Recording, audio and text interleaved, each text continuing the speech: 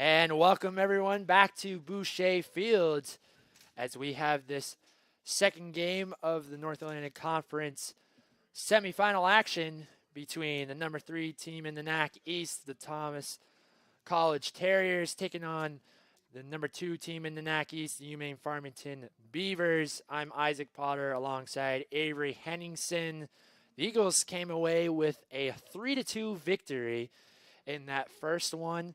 And so whoever wins in this game will go on to face Husson. And I don't know about you, Avery, but I'm really excited for this game today. Yeah, this is certainly going to be a good game, Isaac. That obviously these two teams have played before, and I think we'll see some good soccer out there today.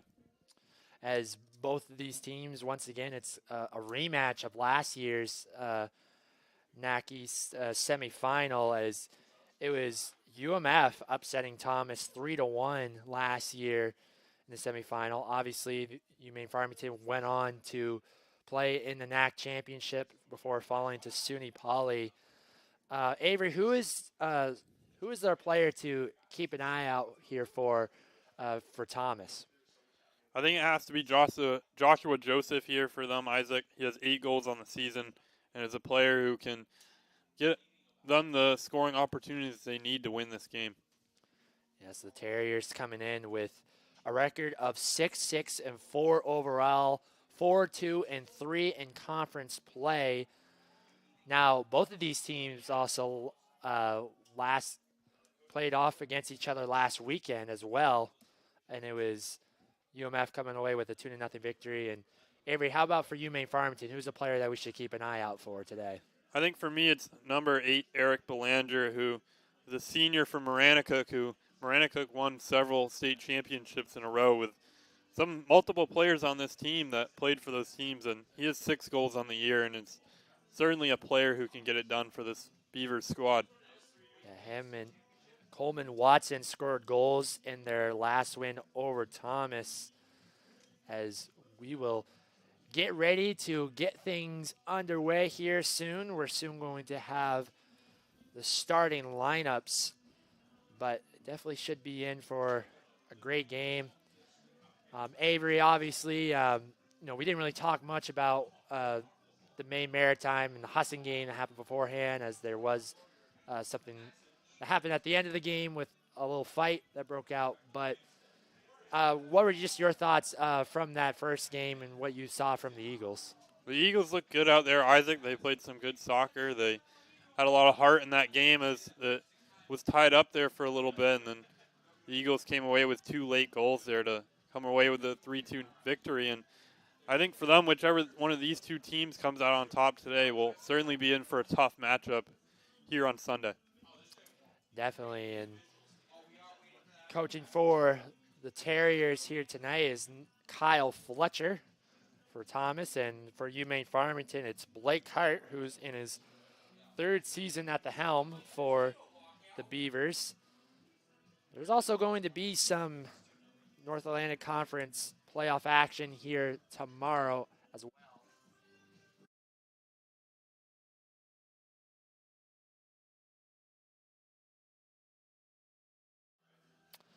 And that was our Tyler Huey coming over, just saying that there's a little bit of delay, just trying to get the referees' mics synced up here is why there's a little bit of a delay. But like I was saying, there's also going to be some North Atlantic Conference East playoff action tomorrow on the women's side, as it's going to be the University of Maine of Presque Isle taking on the number 1 team in the NAC East, the Husson University Eagles. That game will be at 1 o'clock. And then the game after that at 3:30 is going to feature number 3 Maine Maritime Academy taking on number 2 UMaine Farmington. Both of those games tomorrow should also be really exciting as well, Avery. Yeah, those are multiple matchups that we've seen this season, and these teams have a lot of history together, and I think we'll see some more of it come out here on this very field over the next couple days. Yeah, and, obviously kind of looking at some of the women's action, Husson's been having a great season so far.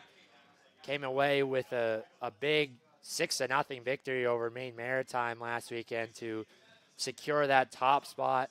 They're right now currently a favorite to win the North Atlantic Conference. Um, Maine Farmington's having a great season as well. Maine Maritime obviously always has had a good team and, always is a team to compete with in the North Atlantic Conference. They're looking to try to make it back and repeat as champions. And also with University of Maine of Presque Isle, they also sneaked into the 4th spot. This is tomorrow's going to be their first game that they're going to be playing without their head coach, Aaron Martin, who passed away unexpectedly last week. So it should make for a very interesting tomorrow afternoon for sure. And obviously on Sunday, there will be the NAC Championships, NAC East Championships coming right here at Boucher Fields. As Husson, like we mentioned, won the first game, they'll advance to that championship, and then they'll face the winner of both of these two teams. And obviously the girls, winners from both of those games, will move on and play on Sunday.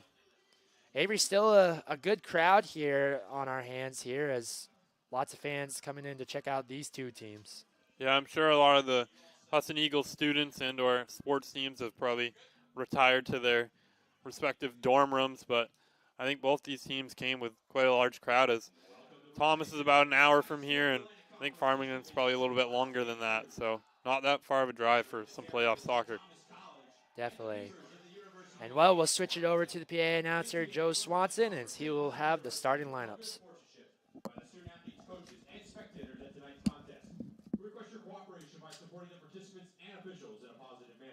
Profanity, racial, or sexist comments or other intimidating actions directed at officials, student athletes, coaches, or team representatives will not be tolerated and are grounds for removal from Boucher Field. At this time, let's meet the starting lineups for tonight's game. First, for the visiting Terriers. In goal, number 98, Jace Nielsen. A defender, number 4, Isak Grandstorm. A defender, number 5, Stephon Simmons. A midfielder, number 8, Mickey Woodrow. A forward, number 10, Joshua Joseph. A midfielder, number 11, Hunter Smith. A midfielder, number 17, Gabriel Fortuna. A midfielder, number 19, Cooper Lyons. A defender, number 20, Cody Robinson. A defender, number 25, Harry Clout. And a defender, number 26, Cole Washburn. Thomas is under direction of head coach Kyle Fletcher. He's assisted by Jim Evans and Carl Schroeder.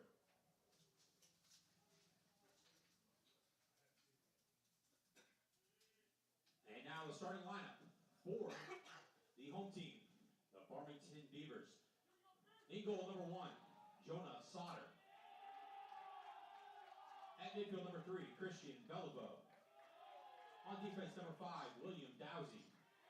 At midfield, number 6, Trayvon Kruger. At midfield, number 7, Zach Chazon. At midfield, number 8, Eric Bellinger. At midfield, number 10, Eric Vining. At defender, number 12, Eric Whitten. At forward, number 14, Youssef Mohammed. On defense, number 18, Alex Thompson. And on defense, number 23, Maxon Bruch. Farmington is under the direction of head coach Blake Harp. He is assisted by Derek McLaughlin and Jake Helmich. Good luck to both teams.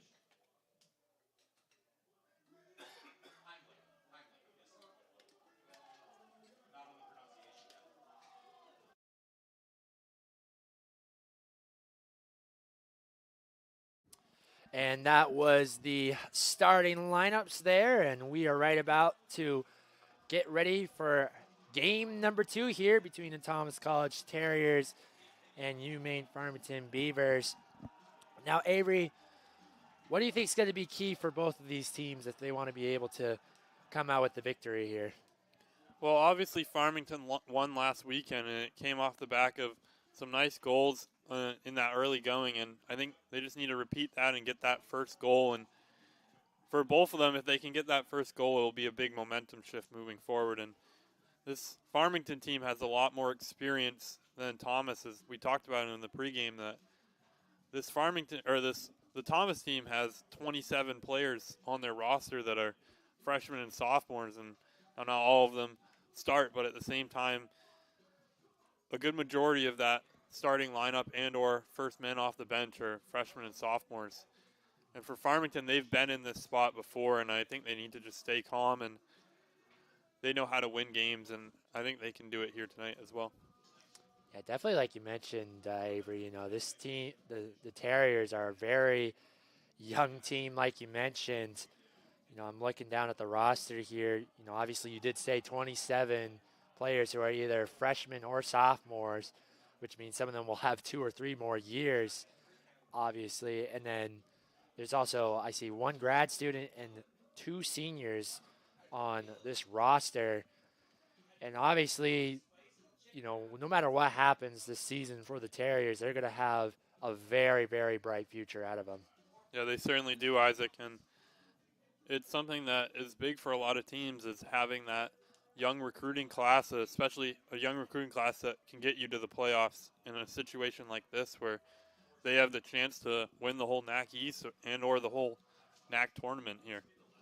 Yeah, and then like you did mention, UMaine Farmington has the experience. Like we mentioned in the pregame, they did advance to the NAC championship last year before falling in overtime to SUNY Poly. I believe we did go to penalty kicks, and UMaine Farmington looking to try to make a run here back at it to try and win the conference. And it's going to be the Beavers starting it off here. It's going to be number 7, Zach Chasen, going to kick things underway. Chasen. And looks like the number 10, Joshua Joseph, went a little bit too early there, and they'll have to restart it again.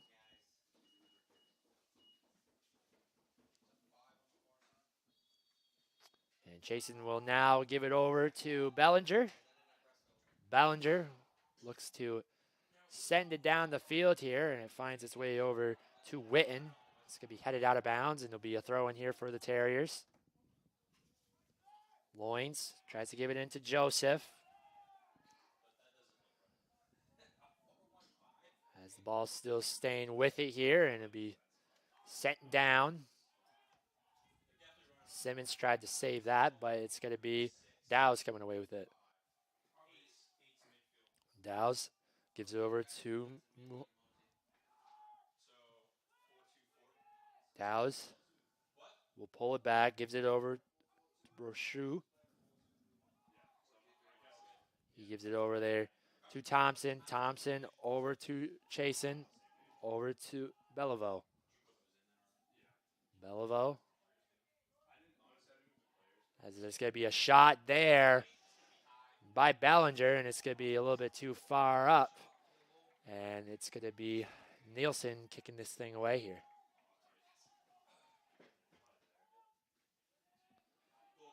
That's Grand Storm trying to send it down here. Let's give it over there to Chasen. It's over to Beliveau. Beliveau still stays with it here, bringing it up on the right side. It's be kicked out there by Loins, still remaining with the Beavers. Loins is a senior from Gorham, Maine. Yeah, and we'll see if they have any sort of big throw capabilities, as obviously me and you haven't exactly seen these teams a whole lot this season, and it'll be interesting to see how their formations play out here today. The Terriers, I know, did come to Husson earlier on in the season. UMaine Farmington played against Husson earlier on in the year in Farmington. It was the Eagles coming away with both of those wins here. But both of these teams, are looking, to try to make a run for the NAC championship. Both these teams are very good, and obviously this is going to be a very good game between these two teams. Finds his way over to Bellinger. And it'll be a foul there on number 17, Gabriel Fortuna.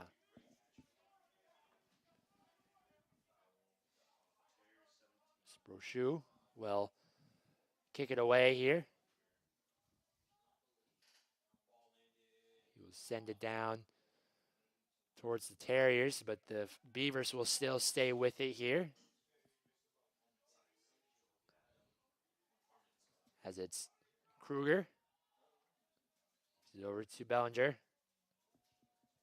Kruger. Gives it back over to Vining. Back over to Kruger to Bellinger. Brochu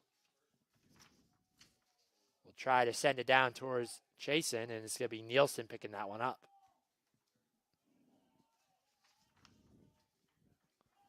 Nielsen will kick it away here. Ball tries to find its way over towards the Beavers here.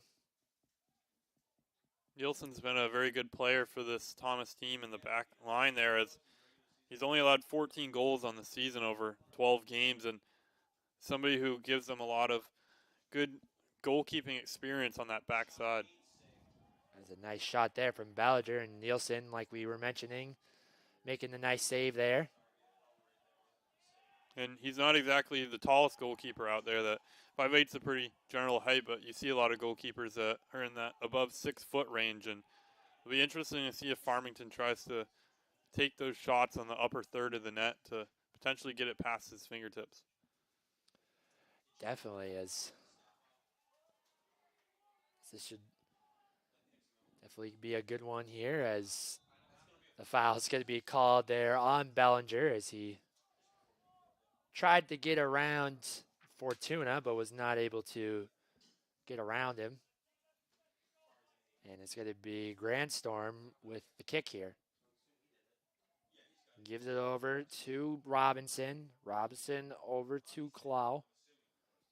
Clow tries to give it to Fortuna. Fortuna's going to try a shot here, and it's going to be a nice defensive save by the goalkeeper, number 1, Jonas Sauter. He's one of the captains on this team here, a senior from Libston Falls, Maine. He's somebody who's a very talented player for this team, and he's been a very talented soccer player for a while now. He was actually the high school player of the year back in 2017 for the High School Goalkeepers Association, and somebody who was the first team goalkeeper as well over his junior and senior seasons back in high school. And he's also played a lot of minutes for this Beavers team and has made a lot of great saves for them. It's a kick there by Dow's, as that one's going to be kicked out. But yeah, talking about Sauter though, I mean, he, like you mentioned, he was high school player of the year, did a lot of good things in high school, and he's a senior. Not sure if he will be back next year, as I'm sure he probably does have another year of eligibility from the COVID year. So if he does happen to come back, it's a good thing for the Beavers to have. And this is, if not, then this is probably one of his last runs, and he's looking to try to end it with a championship. And we talked about in that Husson Maine Maritime game that there's a lot of emotions that come out during the playoffs, as for a lot of these players, this very well might be their final game of their careers. And even for players who are freshmen, you don't know if they're going to come back next season or what's going to happen, that these games are really important for them. Definitely is. Both of these teams are in win or go home situations here, and both teams looking to try to continue on their season, looking to try to buy a bid into the North Atlantic Conference East Championship on Sunday against Husson. As it's Muhammad bringing up on the left side here, makes a nice little move. Gets tripped up there from Clow. And a foul called there on the Terriers. And Mohamed's somebody who has a lot of winning experience for this team, as he was a member of the Lewiston State Championship teams back in the day, who were one of the top-ranked high school teams ever to come out of the state of Maine. And I remember seeing him play back in 2015 for that team and being a very talented player out on the field.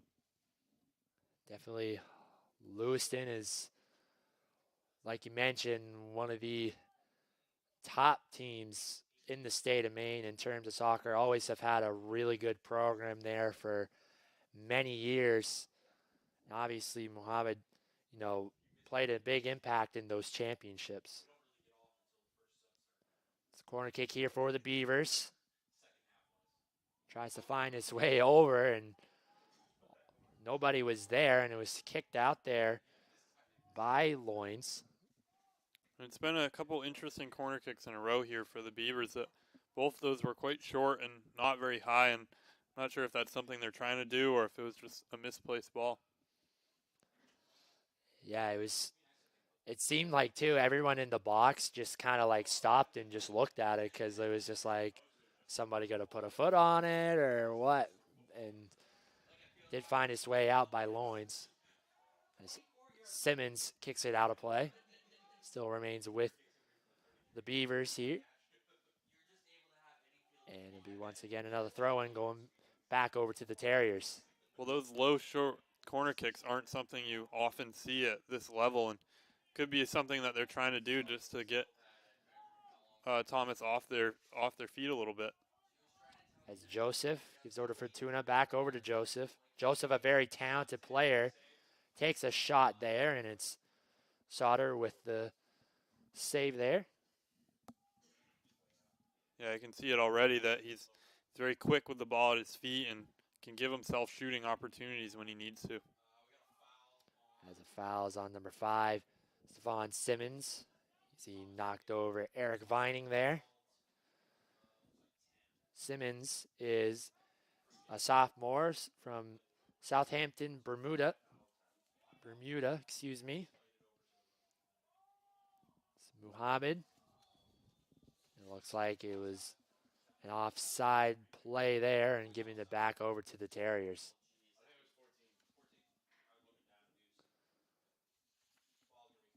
It's going to be played there by number 20, Cody Robinson. Robinson gives it over to Woodrow. Woodrow tries to find Washburn. So the ball will bounce all the way down to Sauter. Sauter looking to try to find someone open as he'll kick it down the field here. Send it over to Robinson. As Muhammad will, there'll be a foul there on Muhammad, and it will be given back over to Thomas.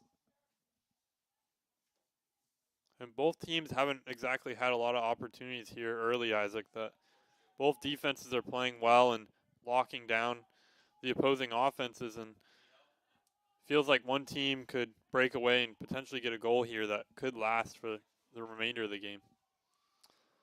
Definitely. You always want to get off to a good start, especially in playoff action here. As there was a foul called there, and the Beavers will line it up here. It's going to be Dowes who's going to take this kick here. Yeah, we'll see if he tries to loft this in towards Belanger, who's had several header goals on the season so far. So that's headed out there by Robinson. Finds his way over towards Clow. Joseph bringing it up on the right side. Joseph takes a shot. Oh, goes off the bar. And what a shot there, though, from Joseph. Yeah, that was an absolute rocket, and it looked like he had some teammates there in the middle, but he chose to take that one himself and almost found it on the inside of the post there, but it just bounced wide for him.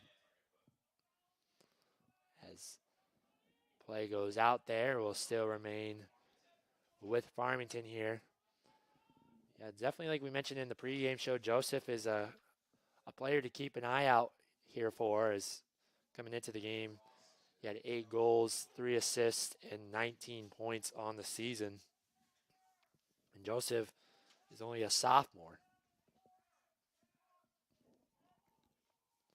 It's Nielsen. Look to find someone open here as he'll give it over to Robinson. Robinson Bring it up on the right side. Robinson sends it down. Gives it towards Smith. Smith tries to find Joseph as Sauter comes out of the net and kicks that one out. And a throw in here for the Terriers. Yeah, it was an excellent job by excellent job there by Sauter to come off his line and clear that ball out, as it looks like Joseph was potentially going to win that foot race. Yeah, Joseph definitely has a lot of speed. A guy that you're definitely going to have to slow down for sure. So it'll be a throw in for the Beavers. He also moves around a lot up top there. That he seems to move from one side of the field to the other, and it makes it hard for marking when the most talented player is moving all over the place and you never quite know where he's going to be. Definitely. We'll see how the Beavers will do defensively on him going forward for the rest of the game, if they can be able to slow him down at all. Chasen gives over to Muhammad. Muhammad pulls it back, looking to try to find a teammate open. Give it inside, taken away there by Robinson. Ball finds its way over to Witten. Witten on the right side. Gives it over to Beliveau. Tries to give it back over to Belanger. It's going to be kicked down there by Loins. Rochou heads it towards Thompson. Over to Dowse. Dowse tries to give it over to Beliveau. Loins happened to get a foot on it, and the Beavers looking to push up right now. Witten over to Bellinger. Bellinger gives it over to Vining. Vining tries to give it over, but it's going to be kicked out. Brochu. Now it's Fortuna, and Bellinger tries to save it in, but it'll be a throw in here for the Terriers. And it's felt like pretty even possession here so far, Isaac. I think Farmington might have a little bit of an edge on them, but it's certainly been something to look at here today, that both these teams are playing well right now. Yeah, I definitely would say that. I wouldn't say really anyone has dominated, I guess, possession of time in this game here so far. I definitely would say, like you mentioned, UMaine Farmington probably does have a little bit of an edge, as they've had a few looks so far. But, obviously going into this game, we kind of knew that this game was going to be a game to watch for, as both of these teams are obviously faced against each other last year in the semifinals, and both teams, UMaine Farmington, looking to try to make another run back at the championship. Thomas looking to try to avenge their loss from last year and try to make a run of their own. That's a kick there from Fortuna. Finds his way over to Clow, and Clow's going to head that one out of play. Yeah, that was a good opportunity. It was a nice ball into the box there that just couldn't quite find the head of a Terrier out there, and another nice play by this Beavers defense to keep them out of the net. Sauter will kick this one away here, as we're now 28-14 left to play here in this first half. I'm Isaac Potter alongside Avery Henningsen in game 2 of this NAC East semifinal. Like we mentioned earlier, in case you missed it, that Husson came away with a victory over Maine Maritime Academy 3-2 to advance to Sunday's NAC East championship game. Women's will be playing tomorrow, as both Husson teams were able to host the NAC East playoffs this year. Beliveau tries to find Chasen and won't be able to hang on to that, and it's going to be Loins now. Loins to Smith, over to Joseph. Joseph will be called for an offside play there. Yeah, it was almost a great play from them there to get that ball in over the top, and Joseph almost had a really great opportunity on goal there. It definitely had a good look, just happened to be a little bit too much offsides there, and he'll be given back over to the Beavers. As we see Chasen trying to get a hold of that one, but it comes away to Fortuna. Over to Joseph on the left side. Brochu takes it away from him, and he'll kick it out of play. Throw in here for the Terriers. An excellent job there from Brochu to come in and keep that ball away from Thomas's best player.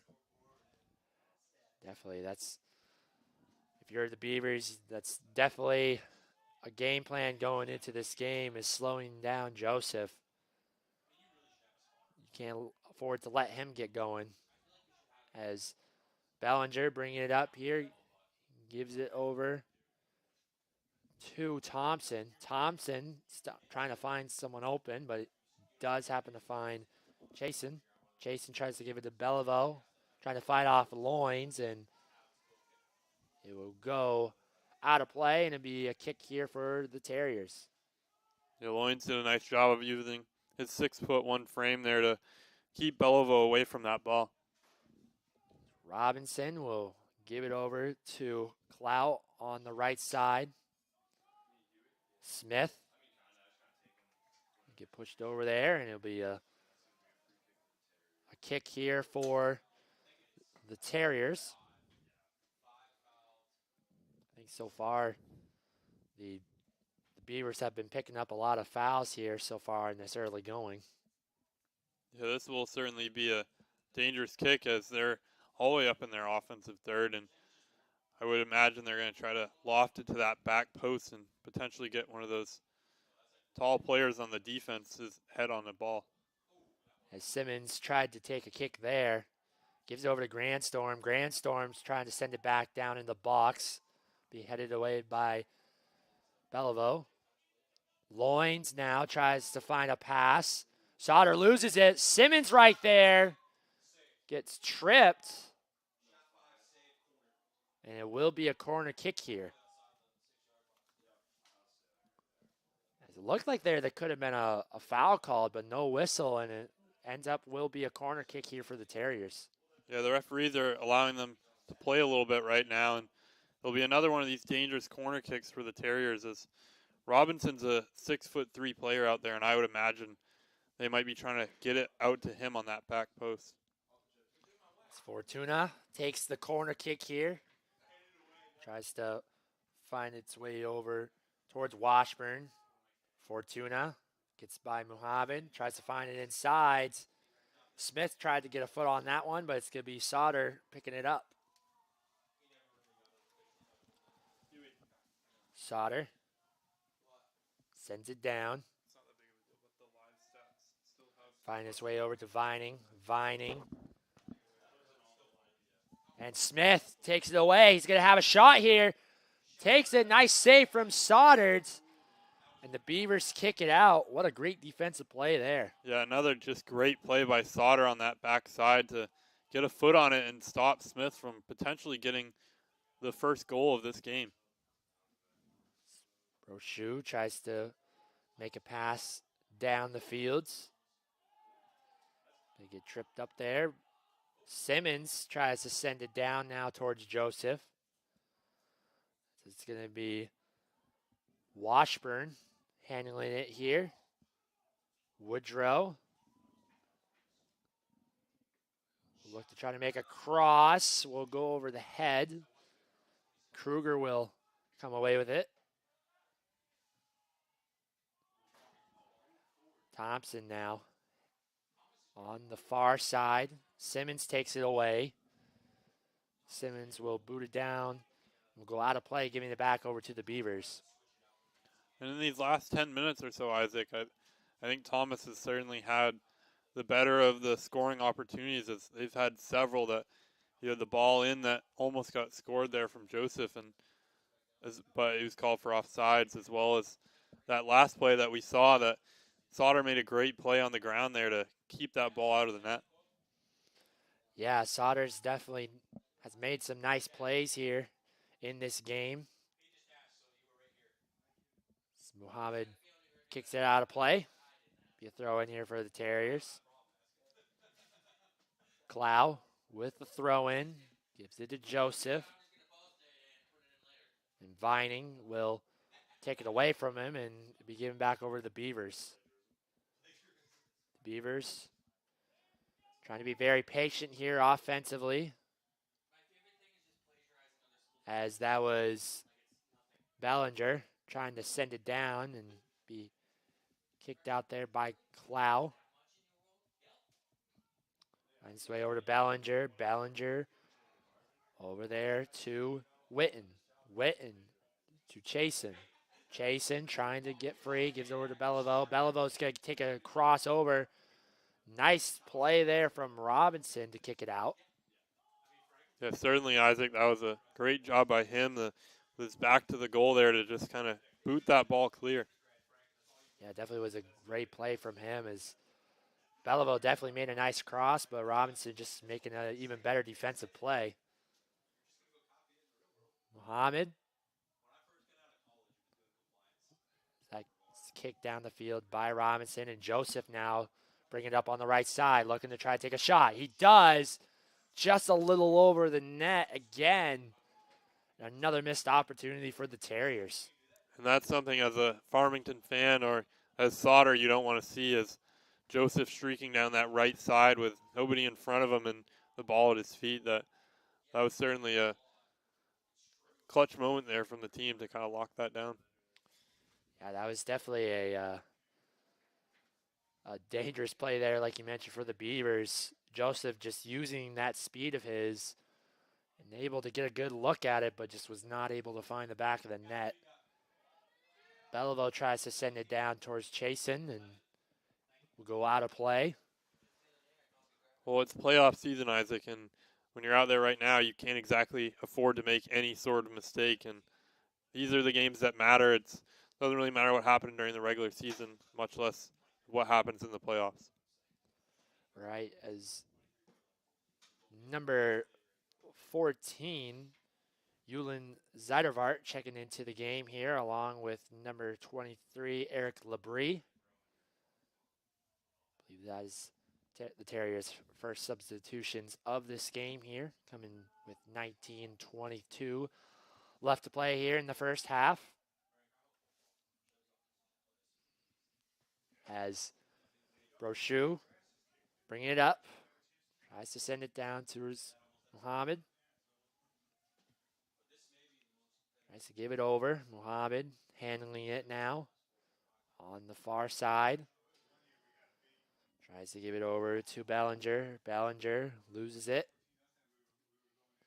Vining. It's going to be Joseph now. Over to Zeidervart.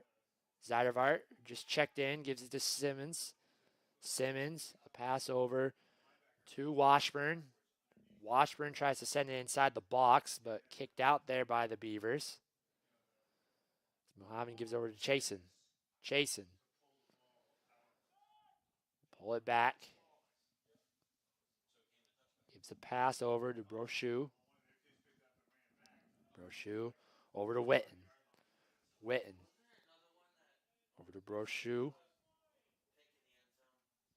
Over to Vining. Vining. Over to Thompson.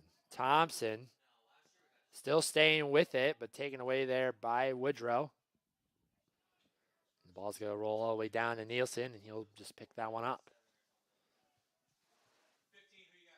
And Nielsen hasn't quite had a lot of work here in the last 10 or 15 minutes as the Thomas team seemed to adjust it a little bit after that first 5 or so, and it's kind of really locked down this Beavers offense. Yeah, definitely the intensity from from Thomas has really been picked up offensively and defensively. Let's turn it up a notch here as number 15, Coleman Watson, checking into the game here for number 18, Alex Thompson. Coleman Watson was one of the top goal scorers for this team. Scored a goal in their last game, last weekend against Thomas in the 2-0 victory there. And there's actually another little fact with him. That's something I talked about in the pregame, is that there's several players on this team that are from Maranacook High School. That they have Coleman Watson as well as Garrett Whidden, Eric Vining in the midfield, and Brady Stockwell, who just went in there as well. And Eric Belanger, who's one of their best players. That those 5 players have played together for a long time now and have connected for a lot of goals for this Beaver squad. And something that I see a lot of coaches do with find those talented high school teams and try to pick the best 4 or 5 players off of them in order to potentially get that team chemistry that they already had built up over years of high school soccer. It's definitely nice to have, as like you mentioned, a lot of these guys have played together, and it's good to have that chemistry and kind of know like what your strengths and weaknesses are with you and your teammates, and to be able to now in college to be able to play with one another, that definitely gives you an advantage for sure, and a nice thing to have if you're Coach Hart. Well, it's a very difficult thing to just thrust 25 men out there who have never played together and have them compete competitively with people they've never played with. But when you have players that you've played with since high school out there, that, and even some of them might have played in middle school and elementary school as well, that I wouldn't be surprised if a couple of those names I mentioned have played together for 10 or 15 years now. Yeah, and definitely like you mentioned too, there's also other travel clubs that some of these players maybe have played with one another. A lot of these players may have maybe been very familiar with one another playing against each other in high school, so definitely a good thing to have. Beliveau over to Muhammad. Gives it over to Chasen. Chasen now bringing it up. Gets inside the box, but taken away there by Grandstorm. Grandstorm looking to bring it up. And he was trying to bring it up and happens to lose it and will go out of play.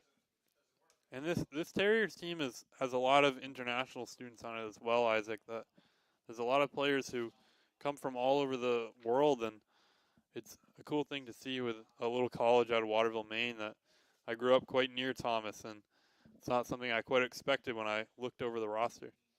Yeah, just looking over at some of the rosters, there's some from Bermuda, England, Brazil, the Netherlands, Sweden, Iraq, Canada. It's definitely a really cool thing to, see, just seeing so many, international students, coming together and play for a team. Definitely an awesome thing to see. And, like you mentioned, Avery, a lot of these players are first year and sophomore, and you're going to see a lot of these players playing with one another for 2-3 years at least.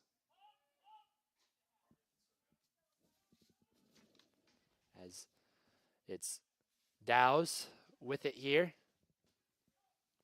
Robinson kicks it up in the air. Yeah, and out of those 27 freshmen, sophomore, 18 of them are freshmen. So, theoretically, in 2 or 3 seasons from now, you could have a team that's majority of senior class, which is something that can be very competitive, as we talked about earlier about the team chemistry and having players that are not used to playing together. When you have a core group that have played together for 4 seasons, that's something that can be very powerful at this Division III college level.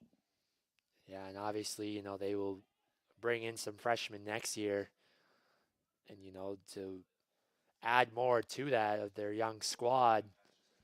And, depending on who they bring in, it would help build even more for their future as well. It's Beliveau here, staying with it on the right side. Beliveau has that one taken away there by Woodrow.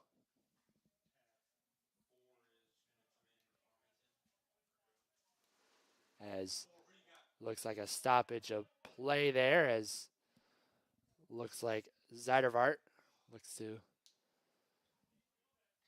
get hit in the eye there, but he looks to be okay, just a little bit shaken up on the play.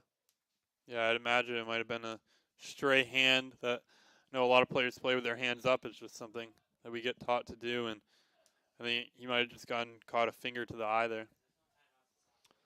As there's 12:41 left to play here in this first half.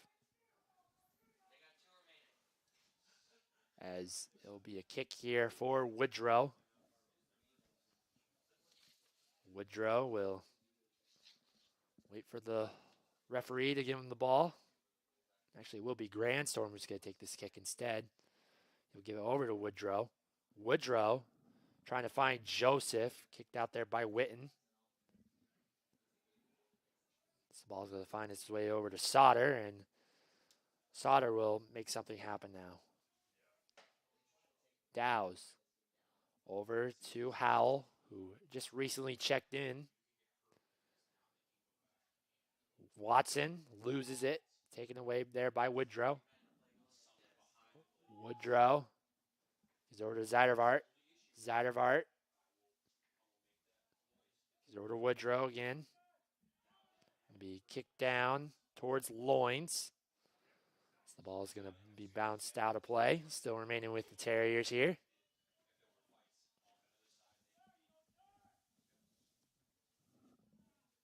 Beliveau over to Witten. And it will stay with the Terriers. Did go off of Witten. Terriers looking to try to get something going here, trying to get some momentum going into halftime here. The score still remains 0-0 here. We want to take a moment to thank today's game sponsors, Performance PT, Designing a Healthier You, Greenway Equipment Sales in Ellsworth and Bangor, Nothing Runs Like a Deer, Governor's Restaurant, and Casella, giving resources new life.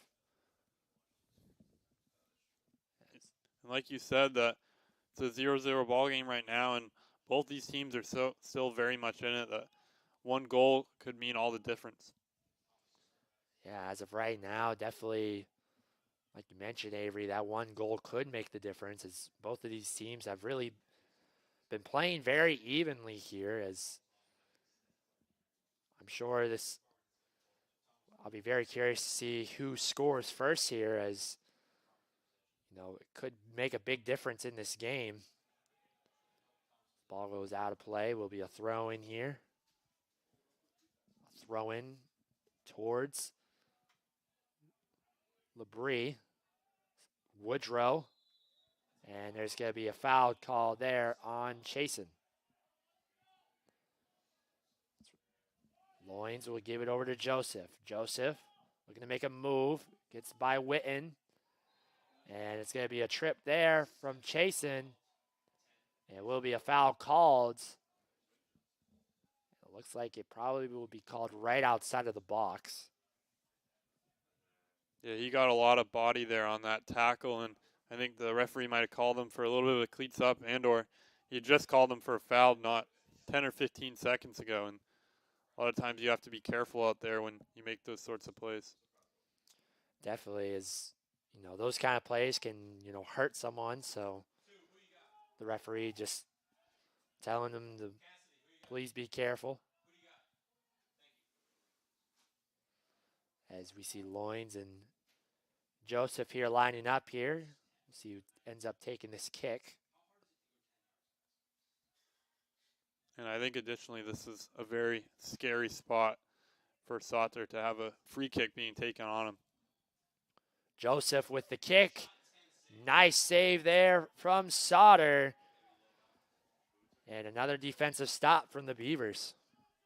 Yeah, good spot there on the shot there from Joseph, but I don't think he had quite enough power behind it to send it past Sauter. Who's a big body out there, has very quick reflexes is what I've seen so far. And I think he's somebody who really commands his net well.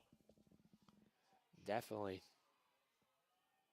As ball's trying to be kicked out there. And it will go out of play, and it looks like it will be a goal kick for Nielsen. Yeah, there was a lot going on there, but I don't think they were going to call anything on that play. As number 2, Cassidy Pound checks into the game here for number 14, Yusuf Muhammad. As there's now almost 8 minutes left to play here in this first half. Score remaining scoreless between Thomas Terriers and the UMaine Farmington Beavers. I know Pound's something of a little bit of a super sub for this team, as he scored several goals coming off the bench on the season, and he's actually somebody I had the pleasure of playing with for multiple years of my soccer career out there. That we won a lot of elementary school championships together, and he's a very talented player that I also played against him in high school, as we went to rivals high schools out of elementary school, and he's somebody who he's very speedy and very quick out there and can make a lot happen at his feet.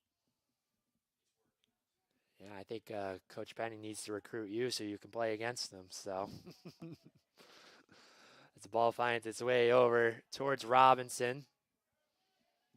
Over to Witten. Witten tries to give it over to Pound, but loses it. Grandstorm kicks it down the fields. As Kruger tries to save that one, but it will find its way over to Thomas. Woodrow gives it over to Loins. Zeidervart trying to stay with it there, but it'll be taken away there by Bellinger. Bellinger tries to send it down, but Robinson takes it. Joseph has it here. Joseph gives it over to Cloud. Cloud trying to find Zeidervart. He'll save it from going out of play. Gives it over to Woodrow. Woodrow takes a shot there. Just goes over the net. But that was a really good look there from Woodrow. Yeah, Woodrow was just trying to dip that in over to that upper corner, and he almost found the back of the net there, as Sauter was just a little bit mispositioned on that play. As the ball will find its way back over to the Beavers. Under 6 minutes to play now.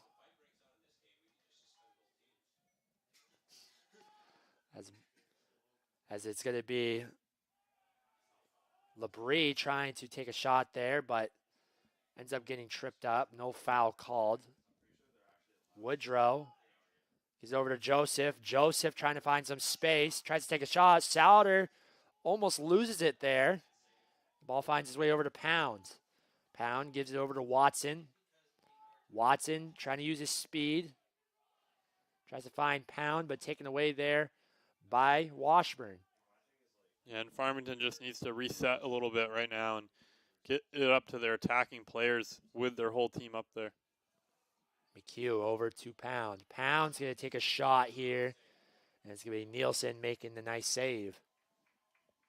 It was a good idea by him there, as he got a little bit of space and didn't exactly have a lot of help up there to try to get one off there and potentially catch Nielsen a little bit off guard. Nielsen sends it down over towards Washburn. Joseph, but it's going to be kicked out there by Dowes. Washburn. It's actually going to be Clow who's going to take this throw in here. Tries to send it down towards Joseph. Goes out of play here, and it'll be a goal kick here for the Beavers. Sauter will kick it away, as we're just now about almost 4 minutes left to play in this first half. Yeah, and so far, Isaac, this has been a very defensive game, as both teams have played some pretty excellent defense, both in the midfield and on the offense and defensive sides of the ball, and they've just managed to keep each other out of the net so far. Definitely, as Kruger sends it down. Pound trying to race down, but was not able to get it in time. Watson will give it over towards Howell. Howell over to Dowes, as the ball was tipped there, still remaining with the Beavers.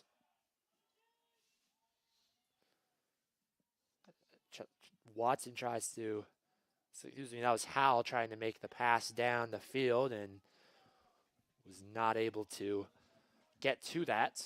As Nielsen will take it away here.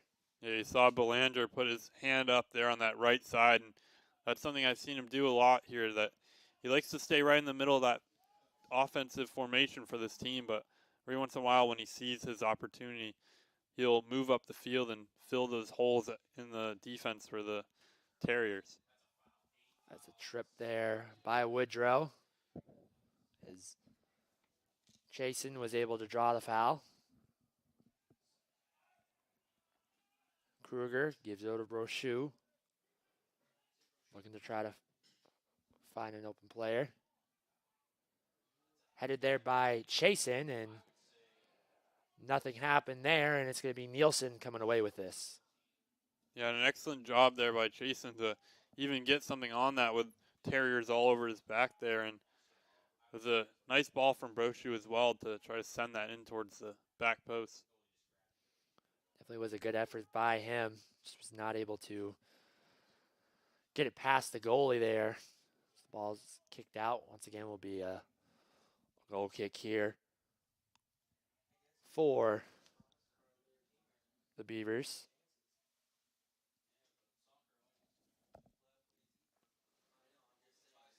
Sauter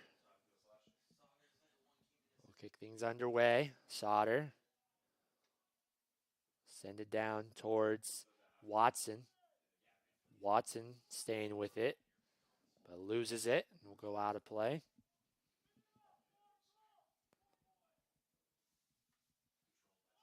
Joseph makes a nice little move. Joseph trying to bring it up on the right side and will lose it. Giving back over to the Beavers. Yeah, a little bit too much dribbling there from Joseph over on that right side. I think he had some teammates calling for the ball, and I think some of the most dangerous players are the ones who can make those plays with the ball at their feet, but can also lay it off to their teammates as well. For sure. A throw in here. Ball goes out of play. It's going to be Dow's with the throw in here as there's 38 seconds left to play in this first half. Beavers looking to try to get something going into halftime. So that was a shot there by Chasen, as it was Bellinger trying to save it from going out of play, but was not able to do so. And be number 19, Cooper Loins, with the throw in. 5 seconds left now. And that is how the first half will end, as Thomas College Terriers and UMaine Farmington Beavers go into halftime scoreless. Avery, any thoughts from that first half? Yeah, just so far it's been a defensive battle, and I think both these teams have played some good soccer, and whichever one can get a little bit more offense going here in the second half, I think will definitely come away with a win. Definitely we should be in for a great second half here. Both of these teams putting up a good effort. We'll be right back for second half action right here.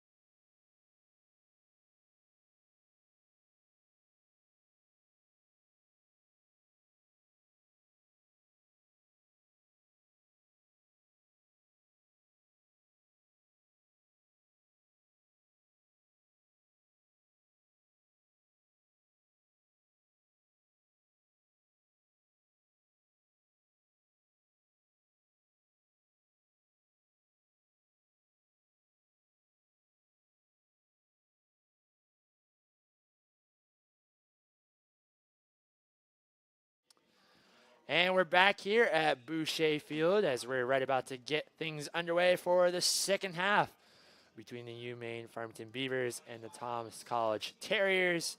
I'm Isaac Potter alongside Avery Henningsen.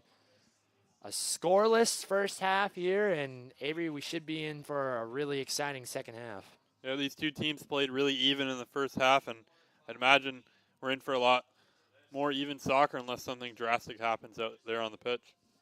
Definitely, as both of these teams looking to advance to Sunday's North Atlantic Conference East Championship game. Whoever wins here will take on Husson, who won earlier tonight with a 3-2 victory over Maine Maritime Academy. It's going to be Thomas who's going to start off with possession here in this second half. And also a reminder, too, there's also going to be some North Atlantic Conference East women's soccer playoff action happening tomorrow between University of Maine of Presque Isle against Husson, and then Maine Maritime facing against UMaine Farmington. Those games will be starting at 1 o'clock and 3:30. As Woodrow will get things underway here. We want to take a moment to thank today's game sponsors, Performance PT, designing a healthier you, Greenway Equipment Sales in Ellsworth and Bangor, Nothing Runs Like a Deer, Governor's Restaurant, and Casella, giving resources new life. As the ball happens to find its way over to Kruger. Kruger will try to send it down towards Thompson. Simmons now handling it here for Thomas. As that was Cloud trying to make a pass, but it goes off of his own teammates. And in that first half, Isaac, Thomas led the shots 10-3, with the shots on goal being 5-2, and they certainly had the more scoring opportunities in that first half. And we talked about it a little bit during halftime that they certainly looked like the team that could potentially pull away in this one, with players like Joseph up top for them that can turn this game in an instant. Yeah, and, like we mentioned, with how this game is going, whoever scores the first goal could end up, being a deciding factor in who comes out victorious in this game. But we will see what happens here, as we are going to get a kick here from the Beavers off of a foul. So that's Bellinger trying to make a pass inside, and will go over the net and be going back over to the Terriers here. Yeah, I think Bellinger was shooting that one, Isaac, and he had a goal in the game these two teams played last weekend from about the same area on the other side of the 18 that he just bent right in over the wall and into that upper corner. And he's certainly somebody to watch out for on those free kick plays, that he has the ability to put those shots up and around the top of the goal. He definitely does. Loins tries to send it down to someone inside the box, but it's going to be Sauter with the goal kick here. Sauter sends it down.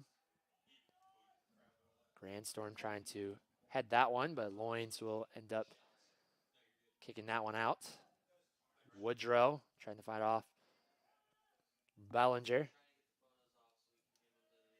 That was a big kick from Sauter there on that last play, and I'm sure that's something that could come into play here later as this game goes along, that Sauter has a big leg on him and has the ability to get his team into an offensive opportunity from the punting side of his 18. That was a foul called there on Thomas. He'll be given back over to UMaine Farmington. Robinson gives it over to Washburn. Be kicked out there by Thompson. It's a throw in here. It will be number 25, Harry Clow, a first-year defender from York, England. Smith trying to make a nice little play there, but taken away by Farmington. Simmons takes it right back. And it'll be a foul called on number 7, Zach Chasen. Chasen is a sophomore from Scarborough, Maine. And it looks like we're going to get a card, and it's going to be awarded to number 20, Cody Robinson, as it looks like he said something to the referee off that play there, and it was awarded to him. Yeah, after that foul, after that foul there by Jason, it looked like he came in and said a few extra words to him there, and the referee did his job and kind of stood his ground there, and he won't allow that to happen again on the field. Absolutely. You definitely,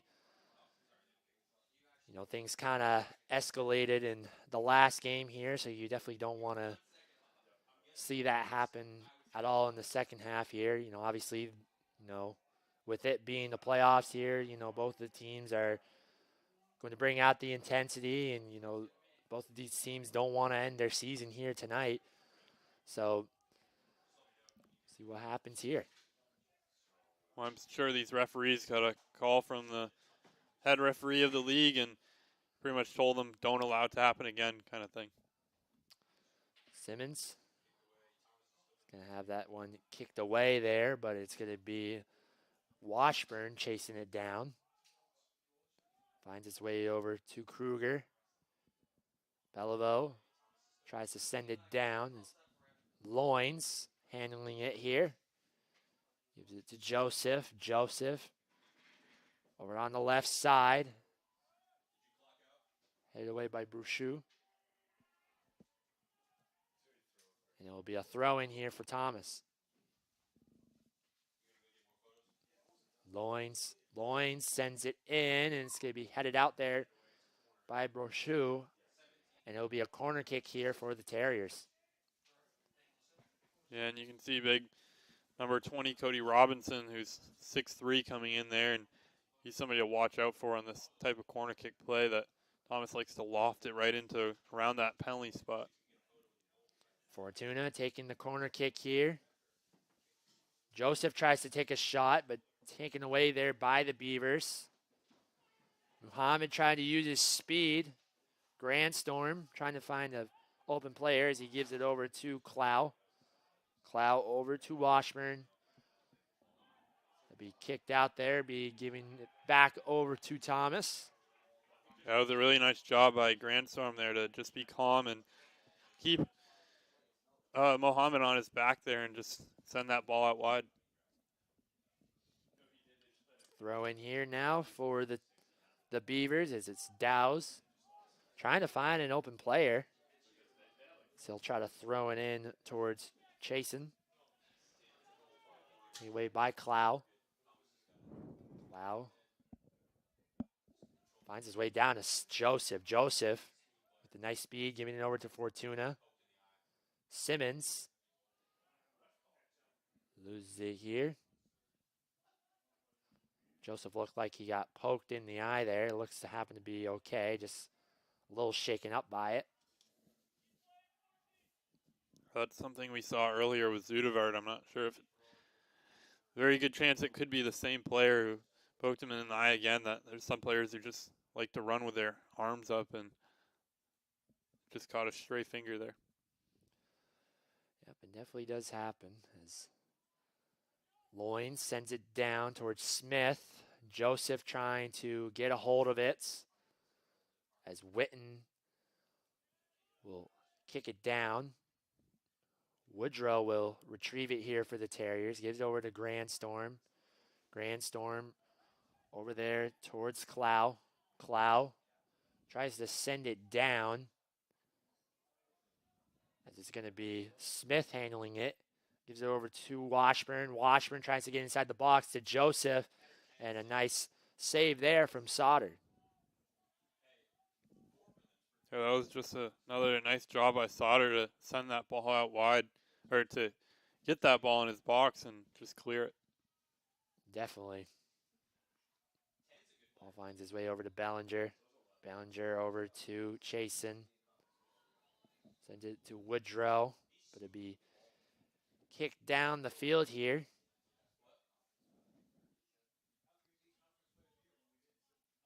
And it happened to actually be a foul called on the play. Will still remain with Thomas. Clow tries to send it down towards Joseph. Joseph tries to head it, but it's going to be picked up there by Sauter.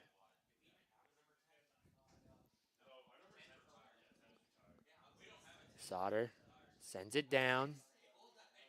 Gives it to Loins. Loins over to Woodrow. Belanger. Give it over to Robinson. Robinson gives it over on the right side towards Washburn. Taken away there by Chasen. Chasen bringing it up now. Tries to find Muhammad, and a little miscommunication there, and Nielsen will pick it up.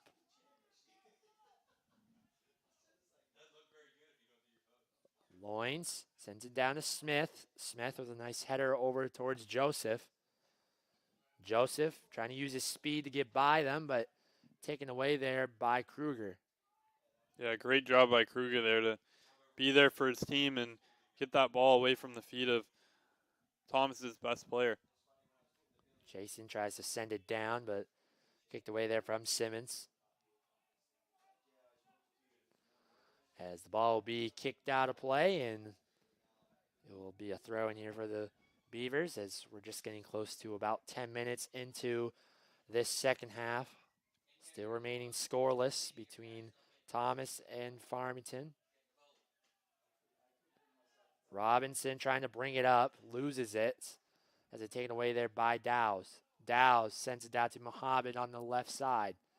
Still staying with it, but will roll out of play, giving it back over to Thomas.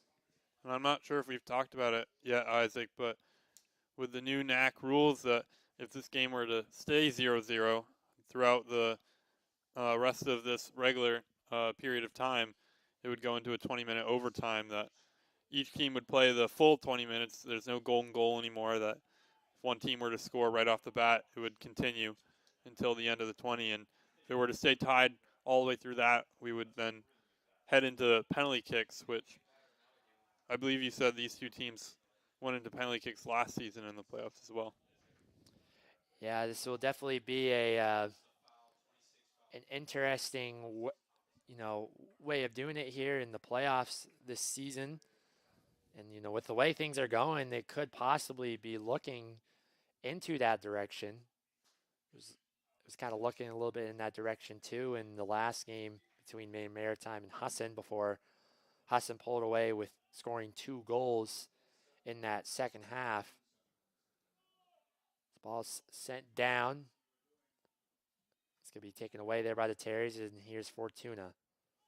Fortuna tries to save it, but will go off of the Beavers. Be a throw in here.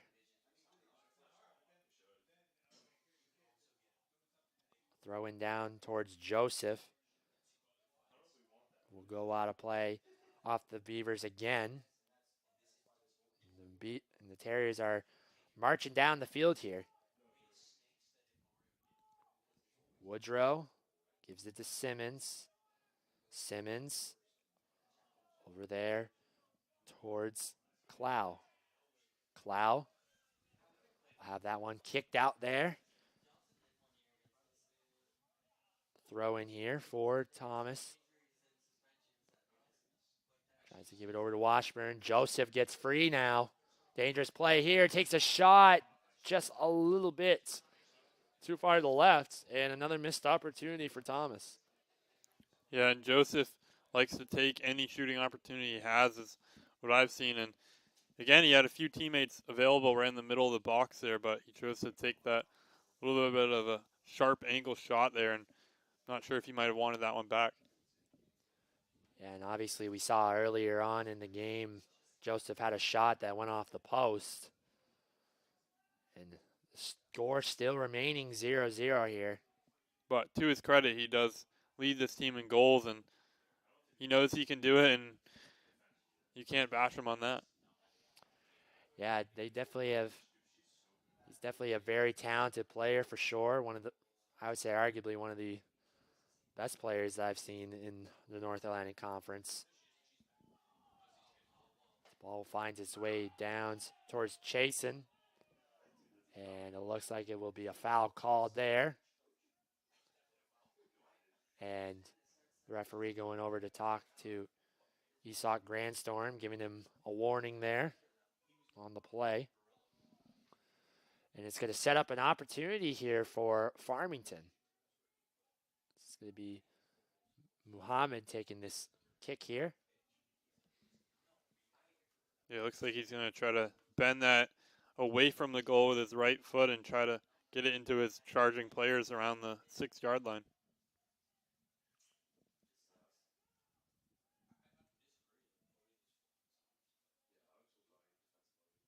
Muhammad getting ready. Waiting for the referee's signal here. About 31 minutes left to play here in the game. A nice pass towards Witten. A little bit of, I really kind of like that play there as it kind of threw off everyone, but Witten just wasn't really able to get a good foot on that.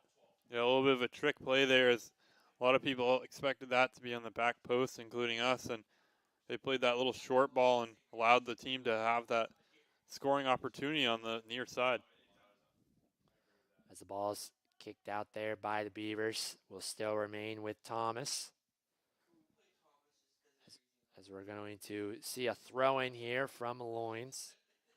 And like you said about Joseph being one of the more talented players we've seen in this NAC conference, he's up near the top in a lot of the scoring categories on the season. He's tied for second in goals. He's top 3 in shots on target on the season. He's top 3 in game-winning goals on the year. He's just somebody who can do it all for this team, and he's certainly somebody we'll have to look out for over the next couple of seasons, as he's only a sophomore. Definitely a very talented sophomore for sure, and he will have a lot of good chances to be even better in the future. So we're going to have a corner kick here once again. It's going to be number 18, Alex Thompson, the senior from Auburn, Maine, went to Edward Little High School. So he'll take this corner kick. Try to give it inside to Belleville. And a shot there from Brochu. And he happens to find the back of the net. And the Beavers score first here with 29:20 left to play here in this second half.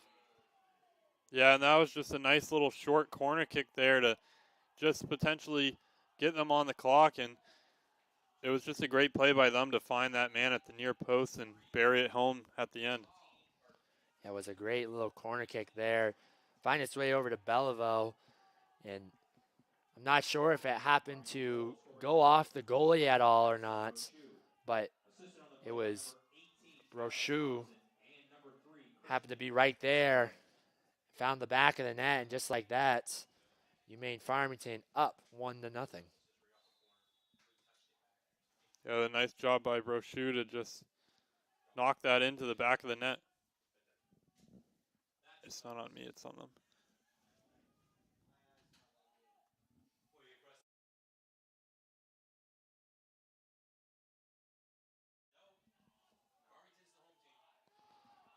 As it's coming down here over towards Muhammad. On the live stream, Joseph. The ball finds its way over there as Bellinger falls down. And it will be a foul called. So UMaine Farmington off with some momentum right now as they were able to score. So they're looking to try to make it back to North Atlantic Conference East Championship game here. Yeah, it's certainly the goal they needed here in this second half, as it puts them up 1-0 and allows them to be a little bit more aggressive on offense. Vining, give it over to Muhammad. Muhammad. That will go Out of play, giving it back over to the Terriers as we'll see a sub check into the game as it's going to be number 6, Mustafa Najim, checking into the game for Thomas. And he's somebody who's leading this team in assists on the season and is another very talented young player for them, as he's somebody who can do it all out on the field. Absolutely does a lot of good things for this team coming off the bench and looking to provide an impact in this game as his team trails as of right now. Yeah, he leads the conference in assists on the season and is somebody who could try to give his team those scoring opportunities out there. It's Beliveau trying to make a pass over towards Chasen, and Chasen will lose it. Chasen will have the throw in here. Throw in comes in towards Witten. Witten trying to handle it here. Over to Thompson. Thompson will kick that one out of play. Still with the Beavers here.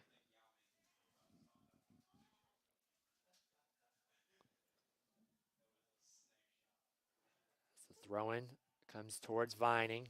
Vining with it. Tries to take a shot there, but will go out of play. As Nielsen's going to have a goal kick here. Yeah, he couldn't quite get a good hit on that ball, and it just kind of trickled out of bounds to the left there. It was definitely a interesting play on that ball. Definitely. As finds his way over towards Najim. Najim to Simmons. Back to Najim. To Labrie. Labrie will lose it. Give it back over to the Beavers. Definitely you can tell the Beavers are having a little bit of momentum on their side and has made it more difficult on Thomas. Yeah, and we'll see if Thomas chooses to change their formation up a little bit here in these last 25 minutes as they want to try to get a little bit more offensive pressure on the ball. As there was a foul called there, it will be given back over to the Terriers. Yeah, it looked like that ball went off head referee Charlie Brown out there and just kind of hit off its feet, which is a drop ball for the team that it went off of. It's Clout. Tries to give it inside in the box, be kicked out there by UMaine Farmington. It's Muhammad now. Pull it back, gives it over towards Bellinger. Bellinger over to Kruger. To Vining. Vining over towards Dowse. Tries to give a pass over to Chasen. Fortuna trying to send one through to Joseph, and it will be too far in front of him to be able to handle it. And Sauter will kick it around a little bit just to take some more time off the clock. Yeah, and like you said, this Farmington team, they're up 1-0, and now it gets to the point where you're not exactly wasting time, but you're also not exactly hurrying out on the field. Right. You know, time is right now kind of in their favor. I mean, obviously there still is lots of time, and obviously UMaine Farmington would like to try to push that lead to a 2-goal lead to a little bit more comfortable lead where they can maybe be able, as there's going to be a foul called on Beliveau. As Grandstorm comes over and says something to Vining over there. I think that's chasing out over on that right side. I think he said a few words to Thomas players after that play as Farmington bench erupted a little bit after that foul calls. Looked like they felt it should have gone the other way. Yeah, there's a lot of contact. I couldn't really see exactly from a distance, but you know, both of the players fell and they ended up awarding Beliveau with the foul. But Beliveau made a really nice little bit of footwork out here around midfield to get that almost open chance to try to send a ball over across the net. As the Terriers here try to make a crossover to Najim. Najim. As it's Muhammad breaks free from him, and there'll be a foul called there as Najim was holding him. And it's going to be William Dowes who's going to send it down. Yeah, something to note with Najim is he led the team in assists, but he also had 6 yellow cards on the season, which is quite a bit in one season, and I'm sure that resulted in him missing a game or two out there. And somebody who, on paper, looks like he might be a little bit of a physical player on the field. Yeah, he definitely seems like a scrappy player. Looks like he plays hard when he's out there. Simmons saves it from going out of play, gives it to Joseph. Joseph with a nice little move, trying to get a shot off. Sauter comes out of the net, makes a nice little save there. Sauter, excuse me, that's actually Simmons trying to save it, but giving it back over to the Beavers. Yeah, I thought the same thing for a second, Isaac. I'm like, what is the goalkeeper doing? And it was actually his defender out there clearing that ball out. Yes, it was. Yes, it was. As Simmons takes it away here, he gives it over to Fortuna. Fortuna pulls it back. Gives it over to Joseph. Makes a nice move. Tries to get inside the box. And he finds the back of the net. Joshua Joseph has tied things up at 1 apiece as that goal comes with 21:11 left to play in the second half. And that was just a nice job by him to finally get that goal he's been wanting on that far side. He just made a nice little move to get around the defender and get that ball into the back of the net. So we'll take a quick look at the replay there. Joseph just making a nice move, getting by him and finding the back of the net on the right side there. And just like that, this thing is tied back up at 1 apiece. Still lots of time left to be played here. Yeah, and it's something I've noticed that he seems to like to do is take those short angle shots that a lot of coaches teach you to try to get that out to somebody in the middle, but he's certainly shown he can score off those. Beliveau tries to make a cross, kicked out there by Loins. As it's Witten. As foul is called there on number 8, Eric Bellinger, senior from Manchester, Maine, from Maranacook. One of the players Avery mentioned, who played a part of their few state championship teams. Yeah, it was a very talented Maranacook team and probably about the best team I've ever played against in high school. That I know my alma mater high school of Erskine Academy went to the playoffs against them and wound up losing, but they're a very talented team. I know that they've also had a good basketball program these past few years too. I know they made it to the state championship game for basketball and before falling to Caribou, but they had a very good team for about 2 or 3 years. Ball's kicked out there. Still remaining with the Terriers. Smith tries to give it over towards Washburn, but loses it. As now we see Howell bringing it up here. Gives it to Beliveau. Beliveau will send it down. Robinson will head it out of play, and a little miscommunication play there from Nielsen and Robinson, and now we're going to see a corner kick. I think Robinson was trying to just head it towards the goalkeeper there and ended up, and Nielsen was just trying to come out of the net and pick it up, but instead it's going to be the Beavers taking the corner kick. Mohamed taking this corner. Tries to find it inside the Brochu. A shot there by Howell. Beliveau tries to take a shot of his own, but kicked out there by Clow, and we'll have another corner kick. Yeah, back to that play that led to that corner kick. I think for those who don't know, if goalkeeper can't pick it up with their hands if it's passed back by their own team unless it's headed back to them, and I think that's what they were trying to do on that play. Cross tries to find his way inside the box.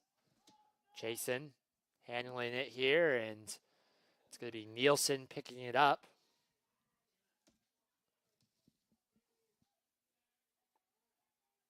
Nielsen will roll it over towards Clow. Clow is over to Najim. Over to Joseph. Joseph has that one taken away there by Bellinger. Bellinger over to Witten. Witten back over to Brochu. Try to send it down towards Chasen, and it's going to be Nielsen who will pick that one up. Nielsen looking to try to find an open teammate, asking for some help. Looks like he's going to decide to kick it away. Simmons has it. Has it taken away by Muhammad. And we'll have a push here from Simmons from behind, giving it back over to the Beavers. Yeah, that was a combination of Simmons and Muhammad there on that play to get the foul there. Great work by him, as now we're going to see Dow's getting ready. Could be a big chance here for the Beavers. Dow's tries to send it down in the box, headed away by Smith.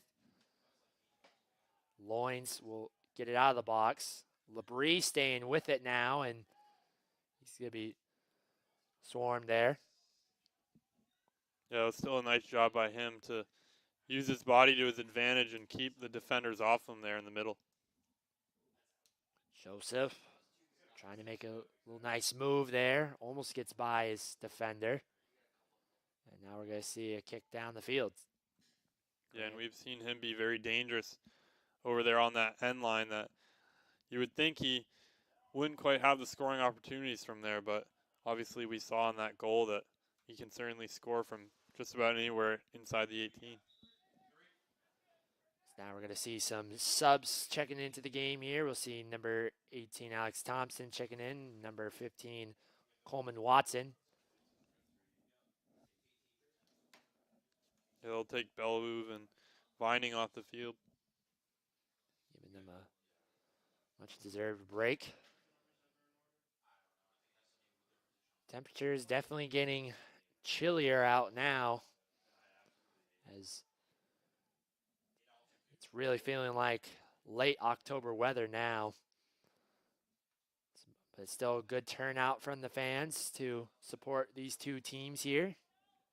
Yeah, looking at the weather right now, it looks like it's about 35, 36 in Bangor, and I'm not sure about the wind chill. Doesn't look all that windy out there, but I'm sure for the players out on the field it's okay, but for the players on the bench and or the fans out in the stands, it's certainly a chilly one out there.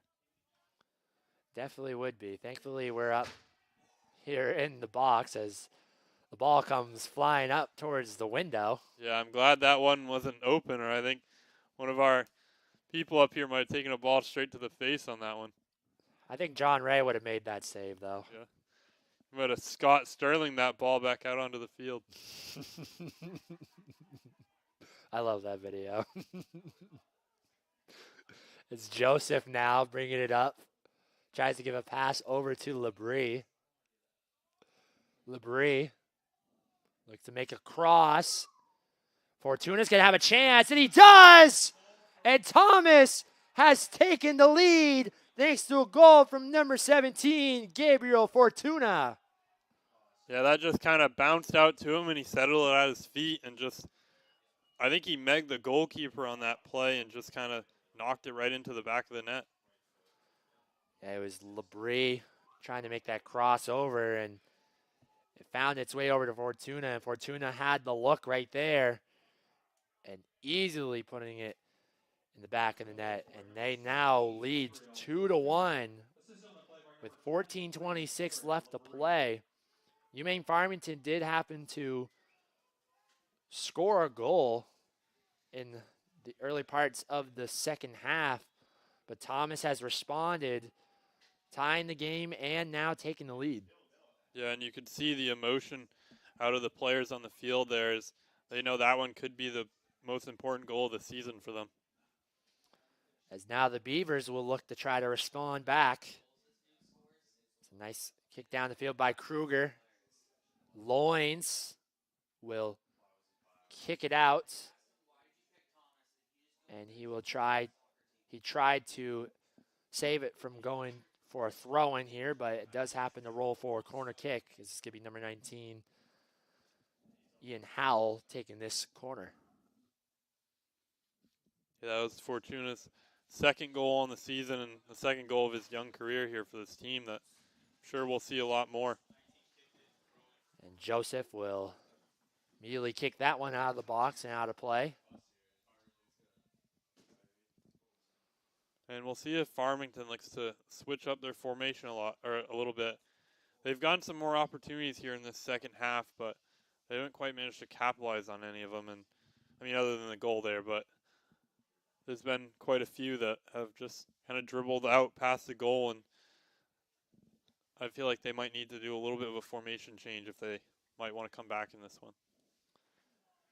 Well, yeah, definitely. I mean, with time winding down, your season's on the line right here.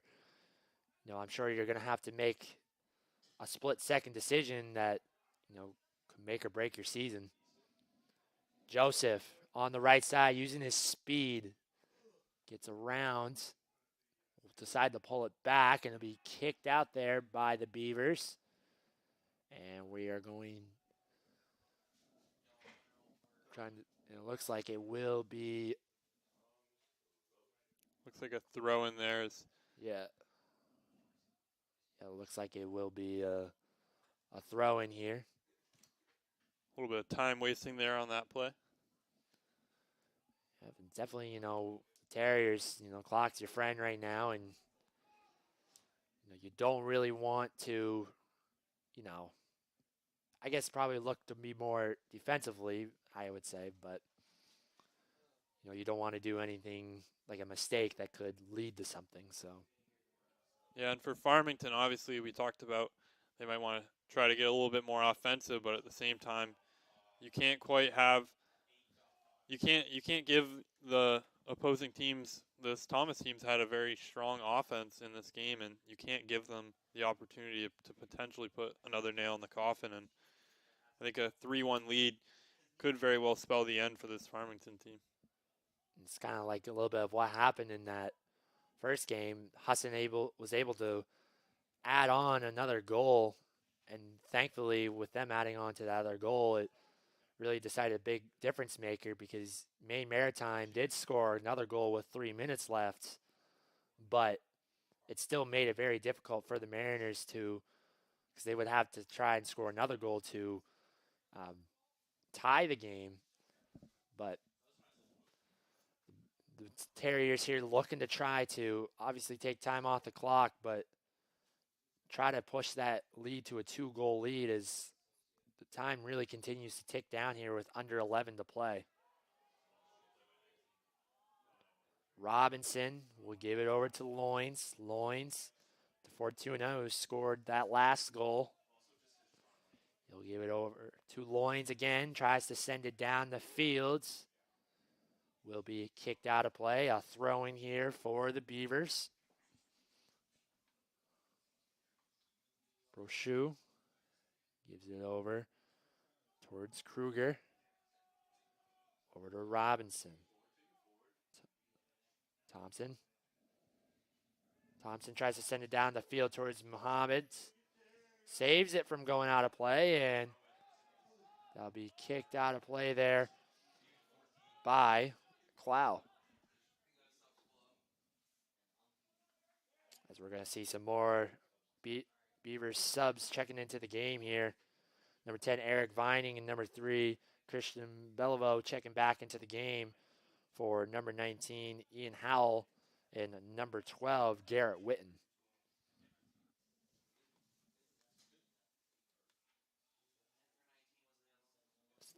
As ball finds its way inside, and it will go out of play, will be A goal kick here for Thomas. Yeah, and there's still plenty of time here for Farmington to potentially tie this game back up, and they're not out of it yet. They've had a lot more scoring opportunities here in the second half, and I think they could still get that second goal and potentially knot this back up. Definitely has some potential to do so. We want to take a moment to thank today's game sponsors, Performance PT, Designing a Healthier You, Greenway Equipment Sales in Ellsworth and Bangor, Nothing Runs Like a Deer, Governor's Restaurant, and Casella, giving resources new life.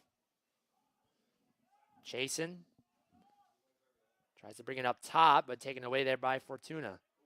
Nice little move there from him. Still stays with it. And he's able to draw the foul there. Great work there by Fortuna. Yeah, it looked like he got shoved in the back there, and he sold it a little bit too out there, and it was a nice job by him. It's a great effort, and now it's going to be Loins who's going to take this kick here for Thomas. Loins will send it down near the box toward Labrie. Tries to find Smith. And it did go off of Thomas, and it'll be given back over to the Beavers. Sauter. Look to kick it here. Just under 8 minutes to play now in this game. Thomas up 2-1 here. Winner will advance to Sunday's North Atlantic Conference East Championship game against Husson University. Beliveau gives it over to Dowes. Dowes and Najim fighting for that one. And for Farmington right now, it feels like every second's going by at a mile a minute. And for this Thomas team, it feels like every minute is going by just slowly, just the clock's barely ticking down. And there's a lot of adrenaline rush going on right now for both teams. Yeah, obviously, you have seen both of these teams. They don't want to end their season here tonight. Both teams looking to try to keep their season going and make a run for the championship. This ball will be kicked down there towards Sauter. He's quickly going to have to try to bring it up here as time continues to wind down here on the Beavers.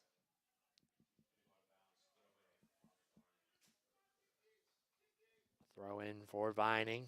Gives it over to Dowes. Back over to Vining. Vining gives it back to Dowes. Dowes will look to send it down. Loins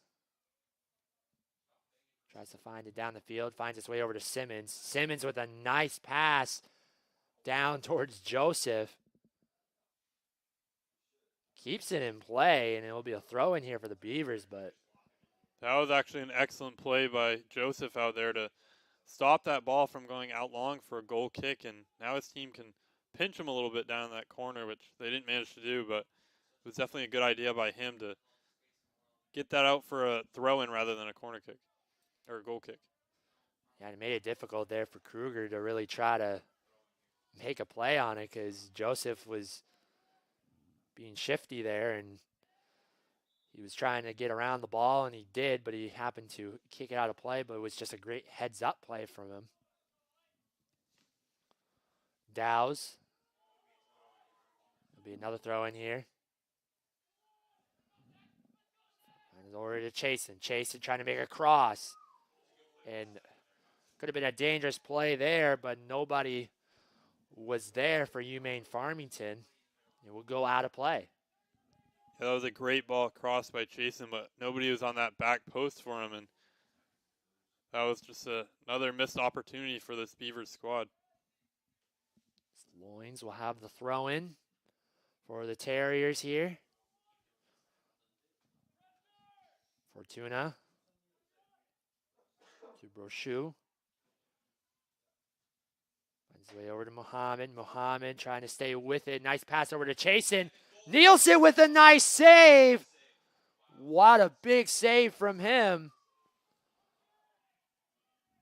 Yeah, I'm not sure if that was going to find its way into the back of the net or if that was just going to find its way across the top, but it certainly looked like that might have sneaked into that bottom corner if not for the great heads-up play from Nielsen there to just tip that ball away. Yeah, what a beautiful play there from Nielsen. That would have been very, very dangerous for Thomas, as that could have tied the game back up. And he just made a big save that could possibly keep their season alive. Randstorm sends it down the field, just under 4 minutes to play now. Loins. The ball finds its way over towards Muhammad. Beavers trying to have like a hurry-up offense kind of play. Time continues to wind down on both of these teams. Jason tries to make a nice pass down to Muhammad. And Nielsen does the smart thing to let the ball go out of play to let time off the clock. Yeah, and he'll take his time setting up this goal kick. I'm sure he'll give it back over towards Grand Storm, and he'll take his time, and the play they'll run off the clock another 30 seconds or so. Now it's 3 minutes left to play here in this game. Season on the line here. Ball finds its way towards Joseph. Joseph makes a move, tries to get a shot off, and it's blocked there. And actually, they're going to say it's off of Joseph. And Sauter quickly gets it in, and the Beavers looking to try to push up the fields. And just a great hustle play there from Belanger to get all the way back and poke that away from Joseph before he could get a clean shot on it. And that was a potentially just season-saving tackle there. And obviously, they're still losing, but if they had let in a third goal right now, it'd be all but over for them. Yeah, and obviously with Joseph, with his speed and being one of the top goal scorers for this team, like you mentioned, Avery, that would have probably put the cherry on top, as Thomas currently leading this one 2-1 with less than 2 minutes to go now. Labrie tries to find his way over to Joseph. Najim staying with it. Now it's Bellevaux bringing it up on the side here, looking to make a cross, and it's going to be kicked out there by Thomas. As it's going to be a corner kick here for the Beavers. It's going to be, looks like it's Thompson who's going to take this corner kick. Minute 22 left to play. Yeah, and they've sent the whole team up into that box now. Ball finds its way inside. A shot there, and a goal from William Dowse with 1:10 left to play in the second half, and things are tied up. Wow. That was just an insane play, Isaac, because we only have about a minute and 10 seconds left, and he just potentially saved the season for this Beavers squad. Wow, what a play there. We'll try to get a quick look. I believe that was off the rebound there.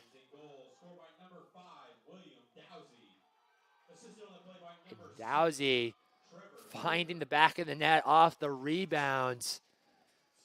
And wow, with 1:10 left to play here in this game, and we could possibly be going to overtime now.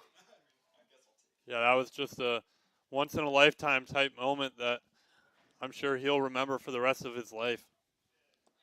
It's a great effort by the Beavers to quickly get it in for that corner kick. So Terriers are in a little bit of shock here. The Terriers looking to try to bounce back.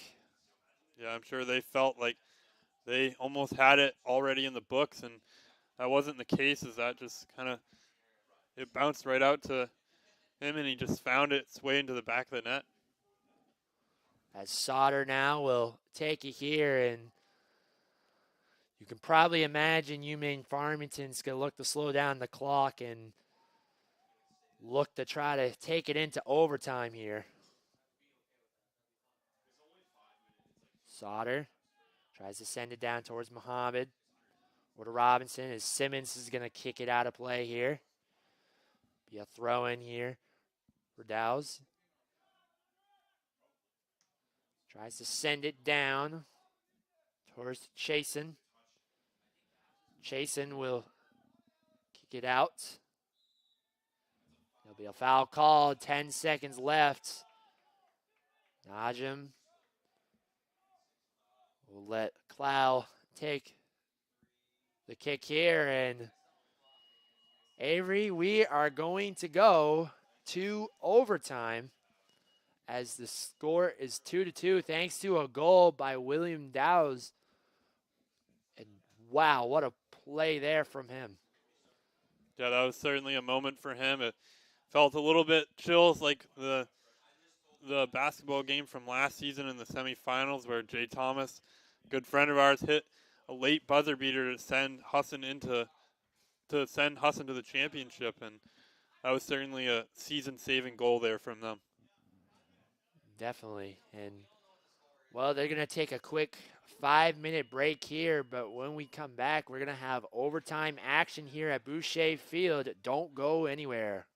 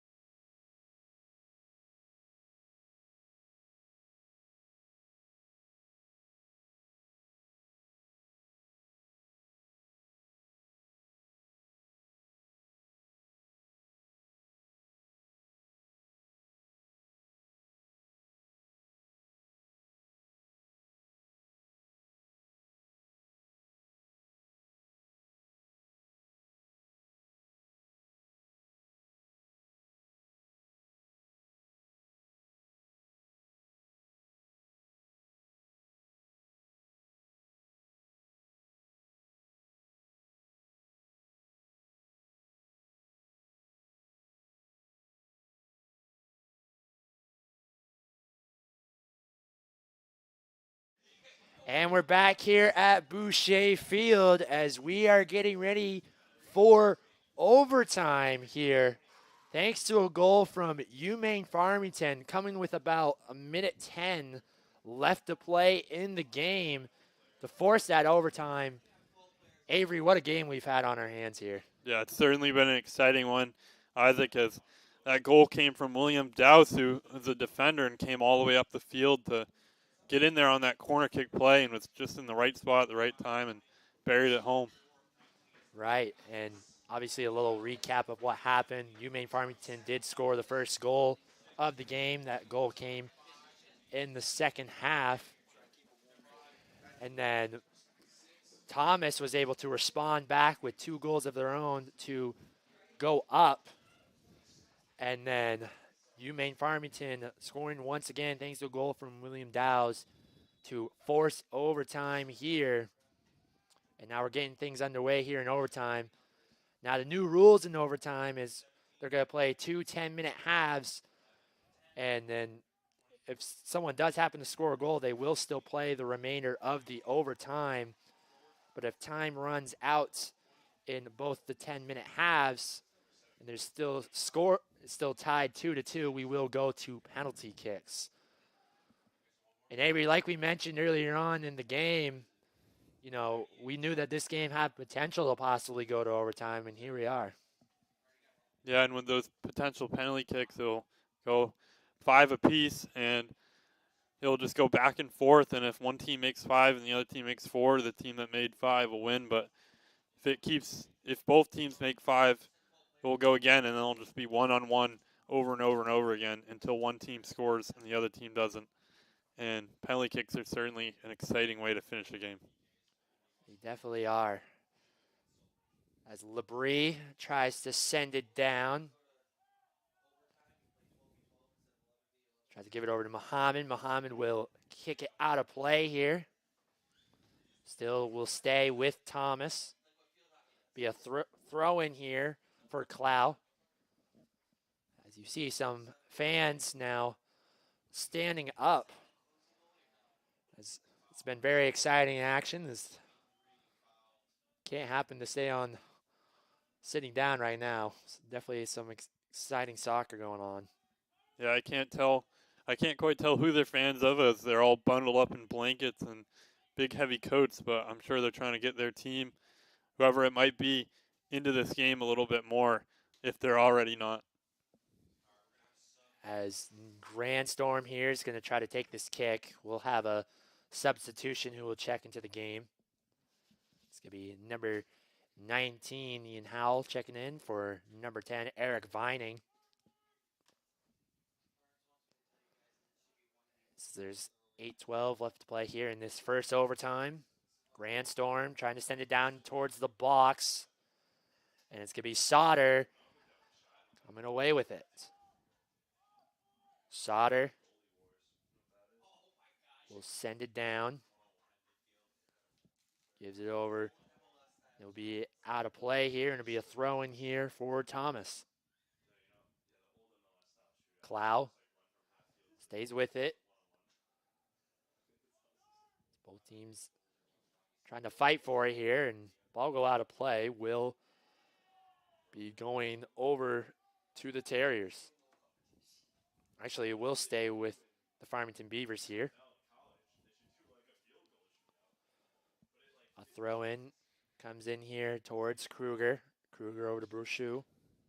Brochu tries to give it to Bellinger. Bellinger gives a pass over towards Thompson. Thompson tries to send it towards Chasen. Great effort there from Robinson to get back in time, and the ball will go out of play, giving it back over towards UMaine Farmington. Yeah, and there's a play I'd like to go back to, Isaac, that there was a play that Joseph had as he was streaking up the middle that Belanger made a great hustle play to come all the way back and poke it clear of him as he was in on goal there. And if he hadn't made that play, I think it might have gone the other way. Yeah, that play right there, the defensive play, saved the season right there because Joseph had a wide open look at it. And considering how Joseph is, you know, as an offensive player, you can probably pick 9 out of 10 times he's going to find the back of the net on that. And what a play that was, and it ended up being such a huge play as obviously we are now in overtime thanks to a goal from William Dowse. And obviously, we talk a lot about the offensive plays, the goals, the moves out on the field, but something that I respect a lot is those hustle defensive plays that don't get talked about as much, and those honestly impress me more than somebody being in the right spot at the right time and just kind of poking into the back of the net. And I think Belanger should hold his head high on that last play. Absolutely. Dowse trying to get it inside the box here towards Bellinger. Jason tries to save it, and he does, but finds his way over to Thomas.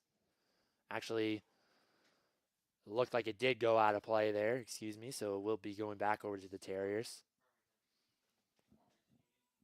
Nielsen getting ready to kick it away. 5:24 left to play in the first overtime. Like I mentioned, there's got to be 2 10-minute halves here, and they will play all the halves no matter whoever scores the goal first. And if the score does happen to remain 2-2, then they will go to penalty kicks. Jason on the right side looking to find someone. Tries to give it over there to Watson. Watson, as that play goes out, back over to Thomas.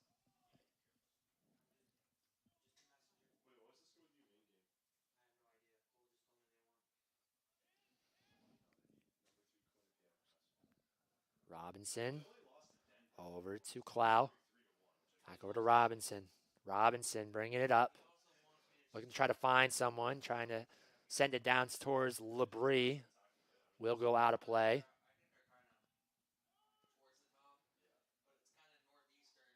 So now it's Howell. Howell. We give it over to Dowse. Dowse over to Brochu. He scored the first goal of the game for both teams. Muhammad staying with it.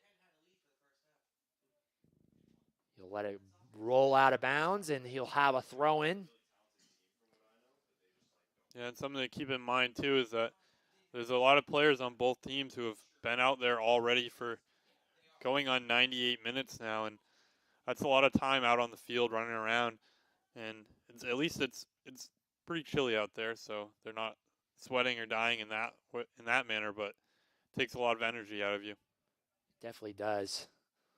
As a lot of these players, have played the whole game, and they're going to be possibly winding up here on their 100th minute of the game. As that's kicked down the field over to Labrie. Labrie. And Brochu takes it away. Tries to send it inside the box towards Muhammad, but to be headed out there by Clow. Muhammad will have the throw in once again. Thompson over there towards Bellinger. Beliveau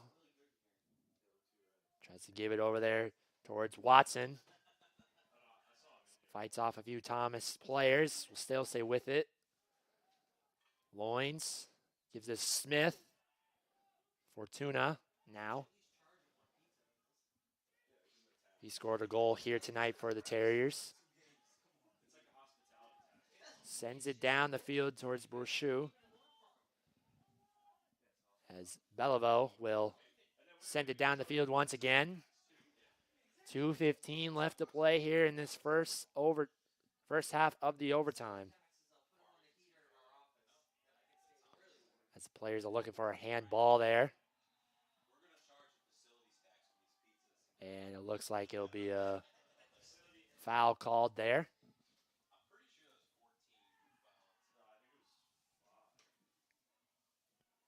As Grandstorm will go to the spot, and we'll get ready to kick it away here. Letting some more time off the clock here. Yeah, I've seen a lot of these players stretching in between plays a little bit as for some of them, they've been out there for quite a while, and I'm sure some of their muscles are starting to get tight, especially with this cold weather. That something that is going to start creeping in as we go further and further into this overtime. So that's headed out there as Labrie trying to take a little shot there and will happen to bounce over the signs down there, and it will be a kick here. 1 minute left to play here in this first half of the overtime. Sauter will give it over on the far left side of us. Nice little play there from Thompson. Thompson tries to give a pass over. As that's Kruger sending it down the field. Watson looking to try to hurry over, and it'll be kicked out of play there by Labrie. Beliveau makes the throw in. Gives it over towards Watson. Towards Howell. Howell lets that go out of play. 10 seconds left in the first overtime. Over to Fortuna. Fortuna. And that is how the first overtime will end. Still remaining 2-2 as we'll get ready for this second overtime here. Once again, it'll be another 10-minute overtime with a 2-minute break in between. We'll be right back here. Don't go anywhere.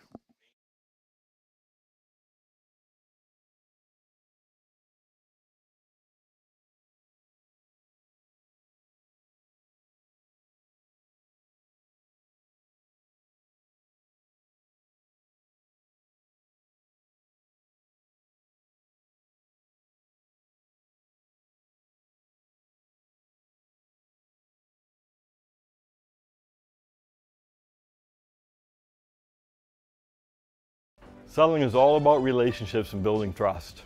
At Greenway, it's our people that have built the business. We're fortunate to have a team with years of experience. They know John Deere equipment inside and out and go the extra mile to take care of our customers. And right now is a great time to talk to one of us about a new tractor. Get 0% APR financing for 72 months on a John Deere compact utility tractor. Nothing runs like a Deere. From Greenway Equipment Sales, family owned and operated since 1994.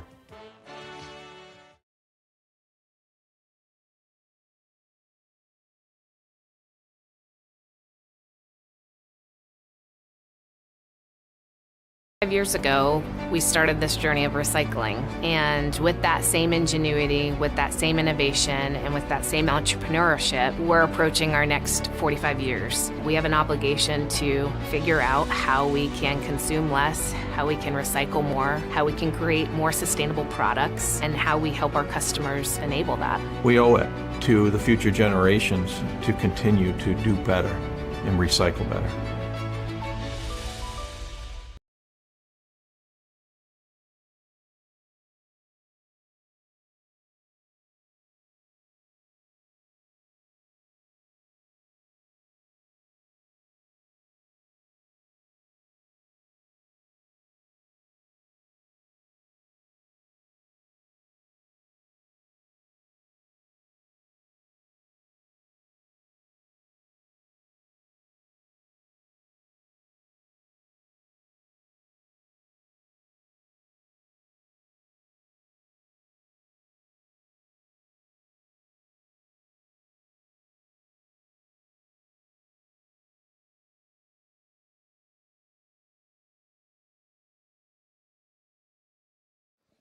Welcome back, everyone, to Boucher Field as we're getting ready for this second overtime here. As be another 10 minutes on the clock here. Remember, if the score still remains 2-2, we will go into penalty kicks here. And no matter who does score a goal, they will still play the rest of the 10 minutes. So let's see what happens.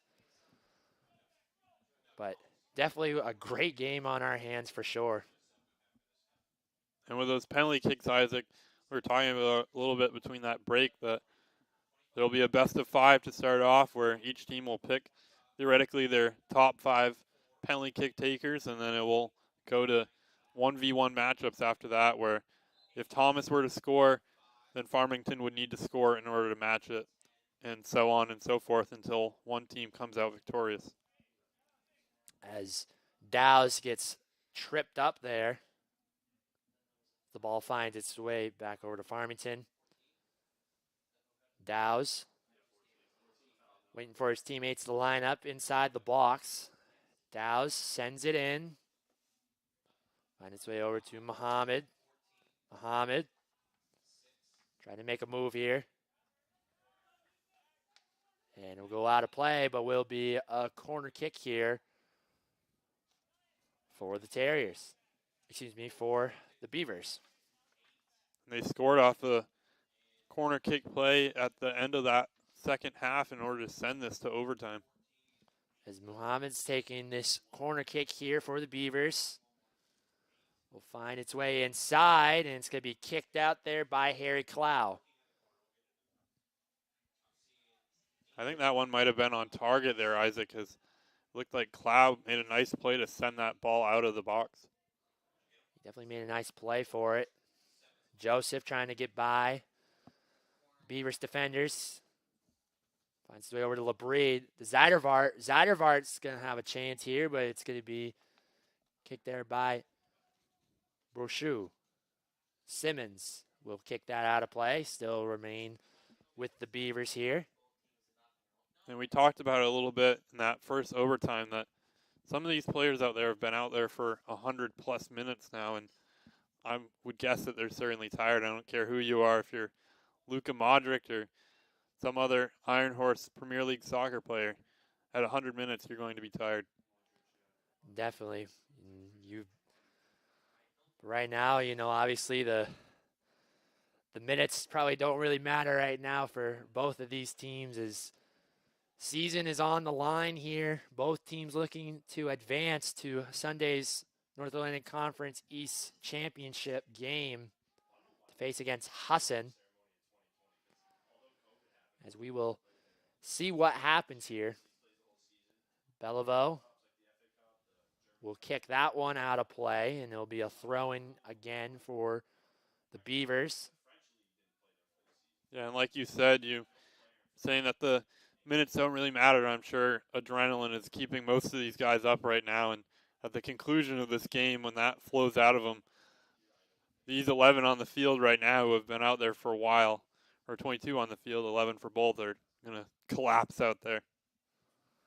Absolutely. With the weather and the amount of minutes they've played, you can definitely tell both of these teams don't have that on their mind right now. They are just trying to find a way to pull out this one to keep their season alive, as Bellinger happens to be a little shaken up there. Looks like he took a hit from Joseph, as the clock stops with 6:12 left to play. Bellinger happens to get up, just needs to probably shake it off a little bit. Yeah, I think he might have gone and hit under the belt there, and that's somewhere you certainly don't want to get hit. And you can hear his teammates yelling at him to just walk it off a little bit, that he's one of their best players, and to have him go out now could be very detrimental for this team. And it looks like he'll be able to just take a minute and just walk out that pain. Brochu will send it down towards the box. Find its way towards Nielsen. Farmington trying to look for a foul called. Will not get it. Yeah, I think they were calling for that handball in the box there, as it looked like it might have gone off Robinson's hand there. LeBrie. Pull it up here on the right side towards us. Try to make a little shot over, and it will go out of play, giving it back over to the Beavers.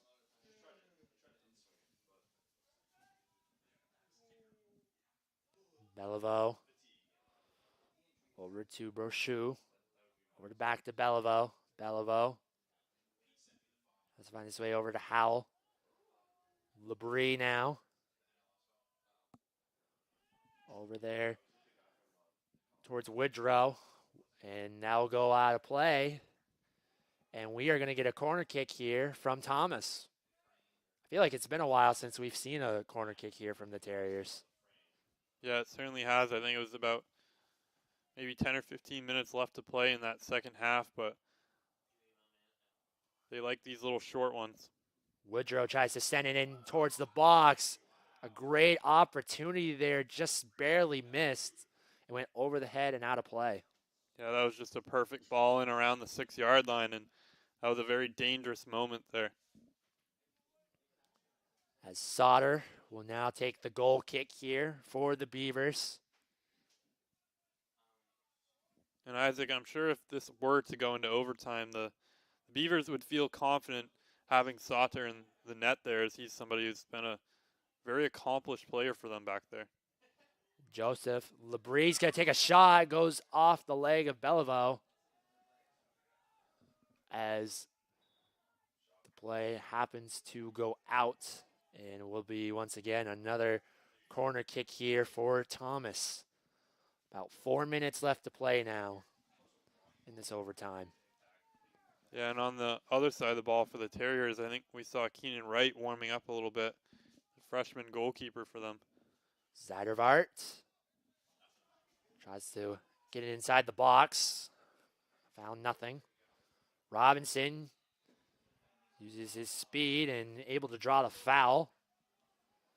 Simmons will look to try to quickly get it in here.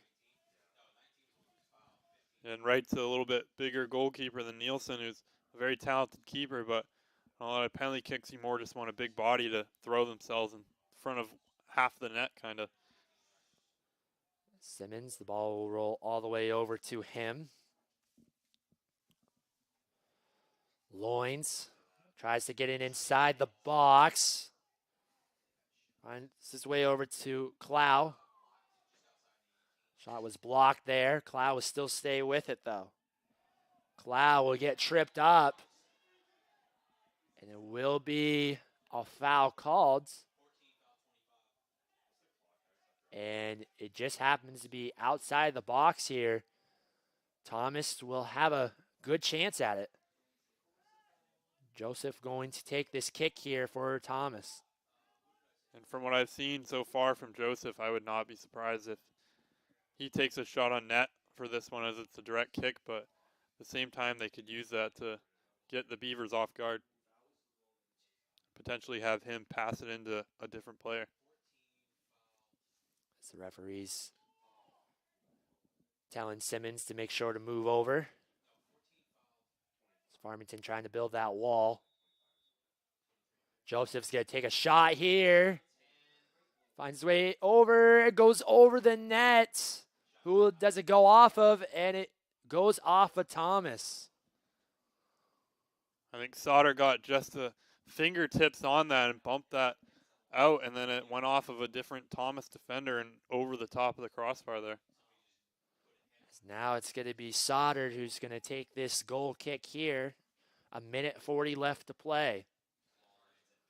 We've seen lots of crazy things happen in this game here.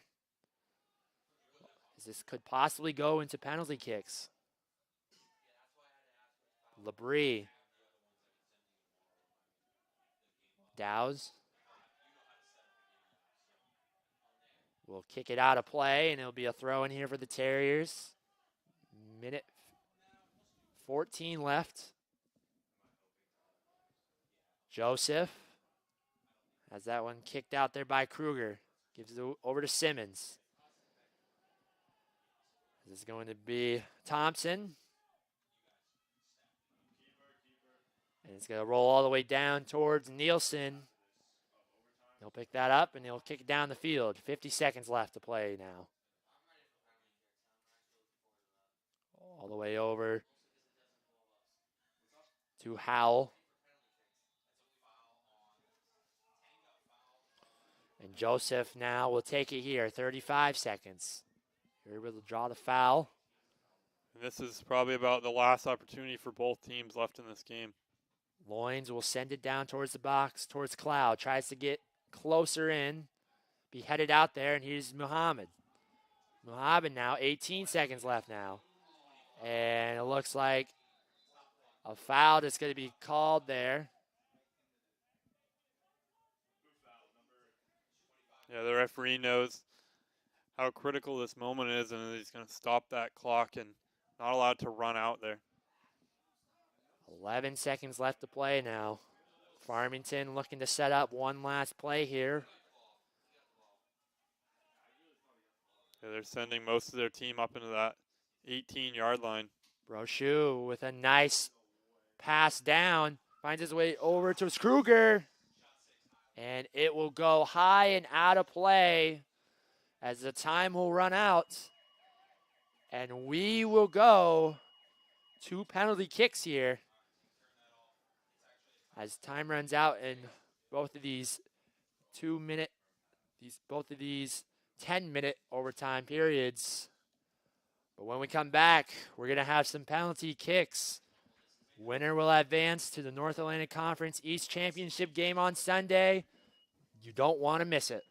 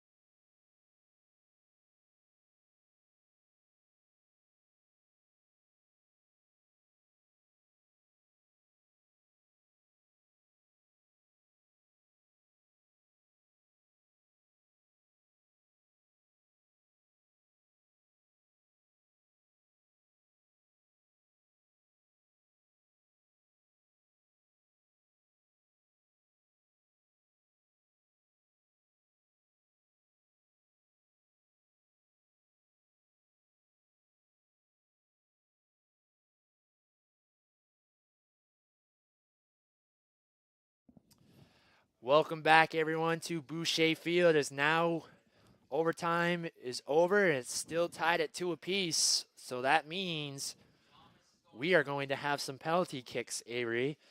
And Avery, can you talk a little bit about how the penalty kicks are going to work here? So it'll be a best of 5, Isaac. To start off with, both teams will send out 5 players who will have a 1v1 with the goalkeeper from the penalty spot, and if it were to stay tied after those 5 goals, or after those 5 plays, could be both teams miss all 5 or both teams make all 5. It would then go a 1v1 descending until one team misses and the other team makes it. We should be in for a very exciting finish. Yulin Zeidervart up first here for Thomas. Sauter still in net here for these penalty kicks. Zeidervart. And we'll find the back of the net on that one. And Thomas on the board early.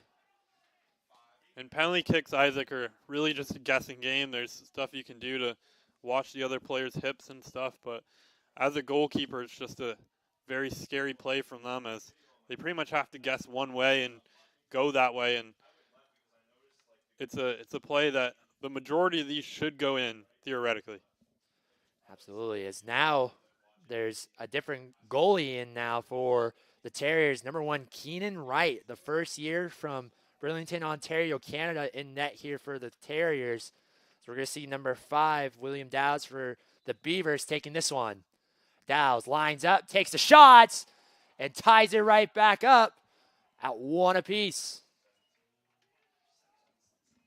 Yeah, and Wright is a 6'3" and 5 inches taller than, or 7 inches taller than his counterpart Nielsen, who played a great game today. And I think they're just trying to get a little bit of a bigger body in there for these penalty kicks, as really on a penalty kick, you're just trying to get as much of yourself in front of the goal as possible. Dowds earlier also scored a goal that ended up forcing the overtime with about 1:10 left. Now we're going to see number 17 for the Terriers, Gabriel Fortuna, taking this one here. Fortuna lining up. So you'll get ready. And he finds the back of the net just like that. And the Terriers once again take a 2-1 lead now. Yeah, nice little wiggle from Fortuna there to just get Sauter off his guard a little bit, and it's really difficult for goalkeepers on these types of plays to guess which direction and then get the ball. Even if they do guess the right direction, you don't know where it's going on that side of the goal. Now it's going to be Alex Thompson, the senior from Auburn, Maine, taking this one here for the Beavers. Let's see what happens here. Thompson lining up, takes the shot here. Just like that, the Beavers tie it back up again. And Wright's guessed right both ways so far, but just hasn't managed to get his body right on the ground. And it's a really hard thing for him to, as a freshman goalkeeper who's only played 130 minutes on the season, to just get thrust into such a huge moment for this team, as their season is on his back right now, Isaac. Yes, as now number 10, Joshua Joseph, one of the top goal scorers for the Terriers on the season, will get ready to line this one up. Did score a goal earlier on in the game. Joseph takes it, makes it. Another goal for the Terriers. Now it's up 3-2. And that was just calm, cool, and collected from him. Just bury that into the corner. These types of plays, as the penalty kick taker, you just need to be calm and collected at that penalty spot and make sure you don't send it wide or send it over the top. It's Belanger to take this, and he'll bury it upper corner. Man, keeps going back and forth here. Belanger finding the back of the net. It's now tied back up 3-3. I don't know if anyone's going to miss here with the way things are looking so far. Yeah, these are two very talented rosters with some very talented players on them who have probably practiced the same type of play hundreds of times for these exact type moments. Now for the Terriers, we're going to see Mickey Woodrow, the midfielder first year from the Netherlands. Woodrow gets ready here. He takes the kick.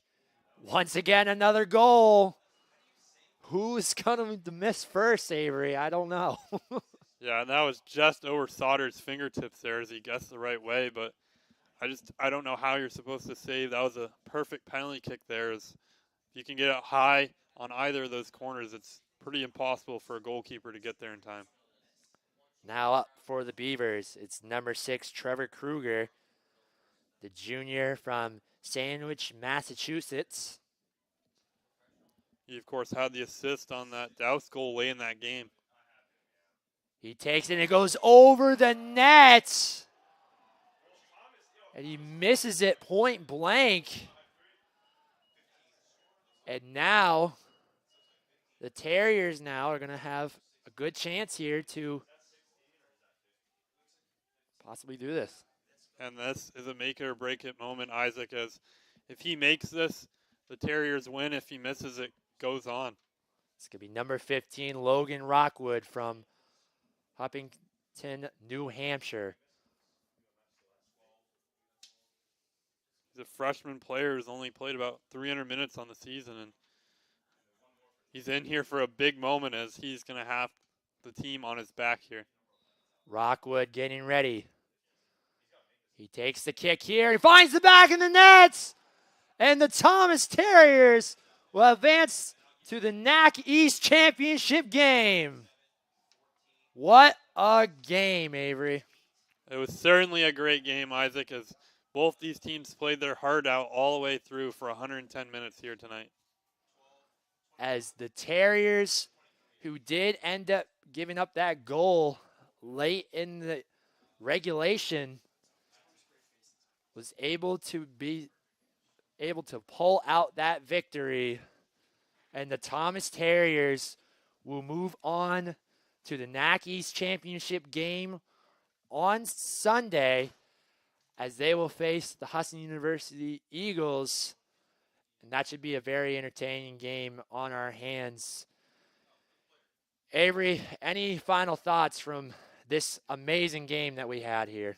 I think both teams played a great game of soccer out here tonight, Isaac, and I'm sure for the Farmington Beavers, they'll drive home with some heavy hearts tonight as they didn't quite manage to come away with the win there, but I think they'll be a team to look out for next season as well. And certainly for these Thomas Terriers, they're a team we're going to have to be watching for the next several seasons. As we talked about earlier, they're a very young squad that has a lot of talent for the next several seasons.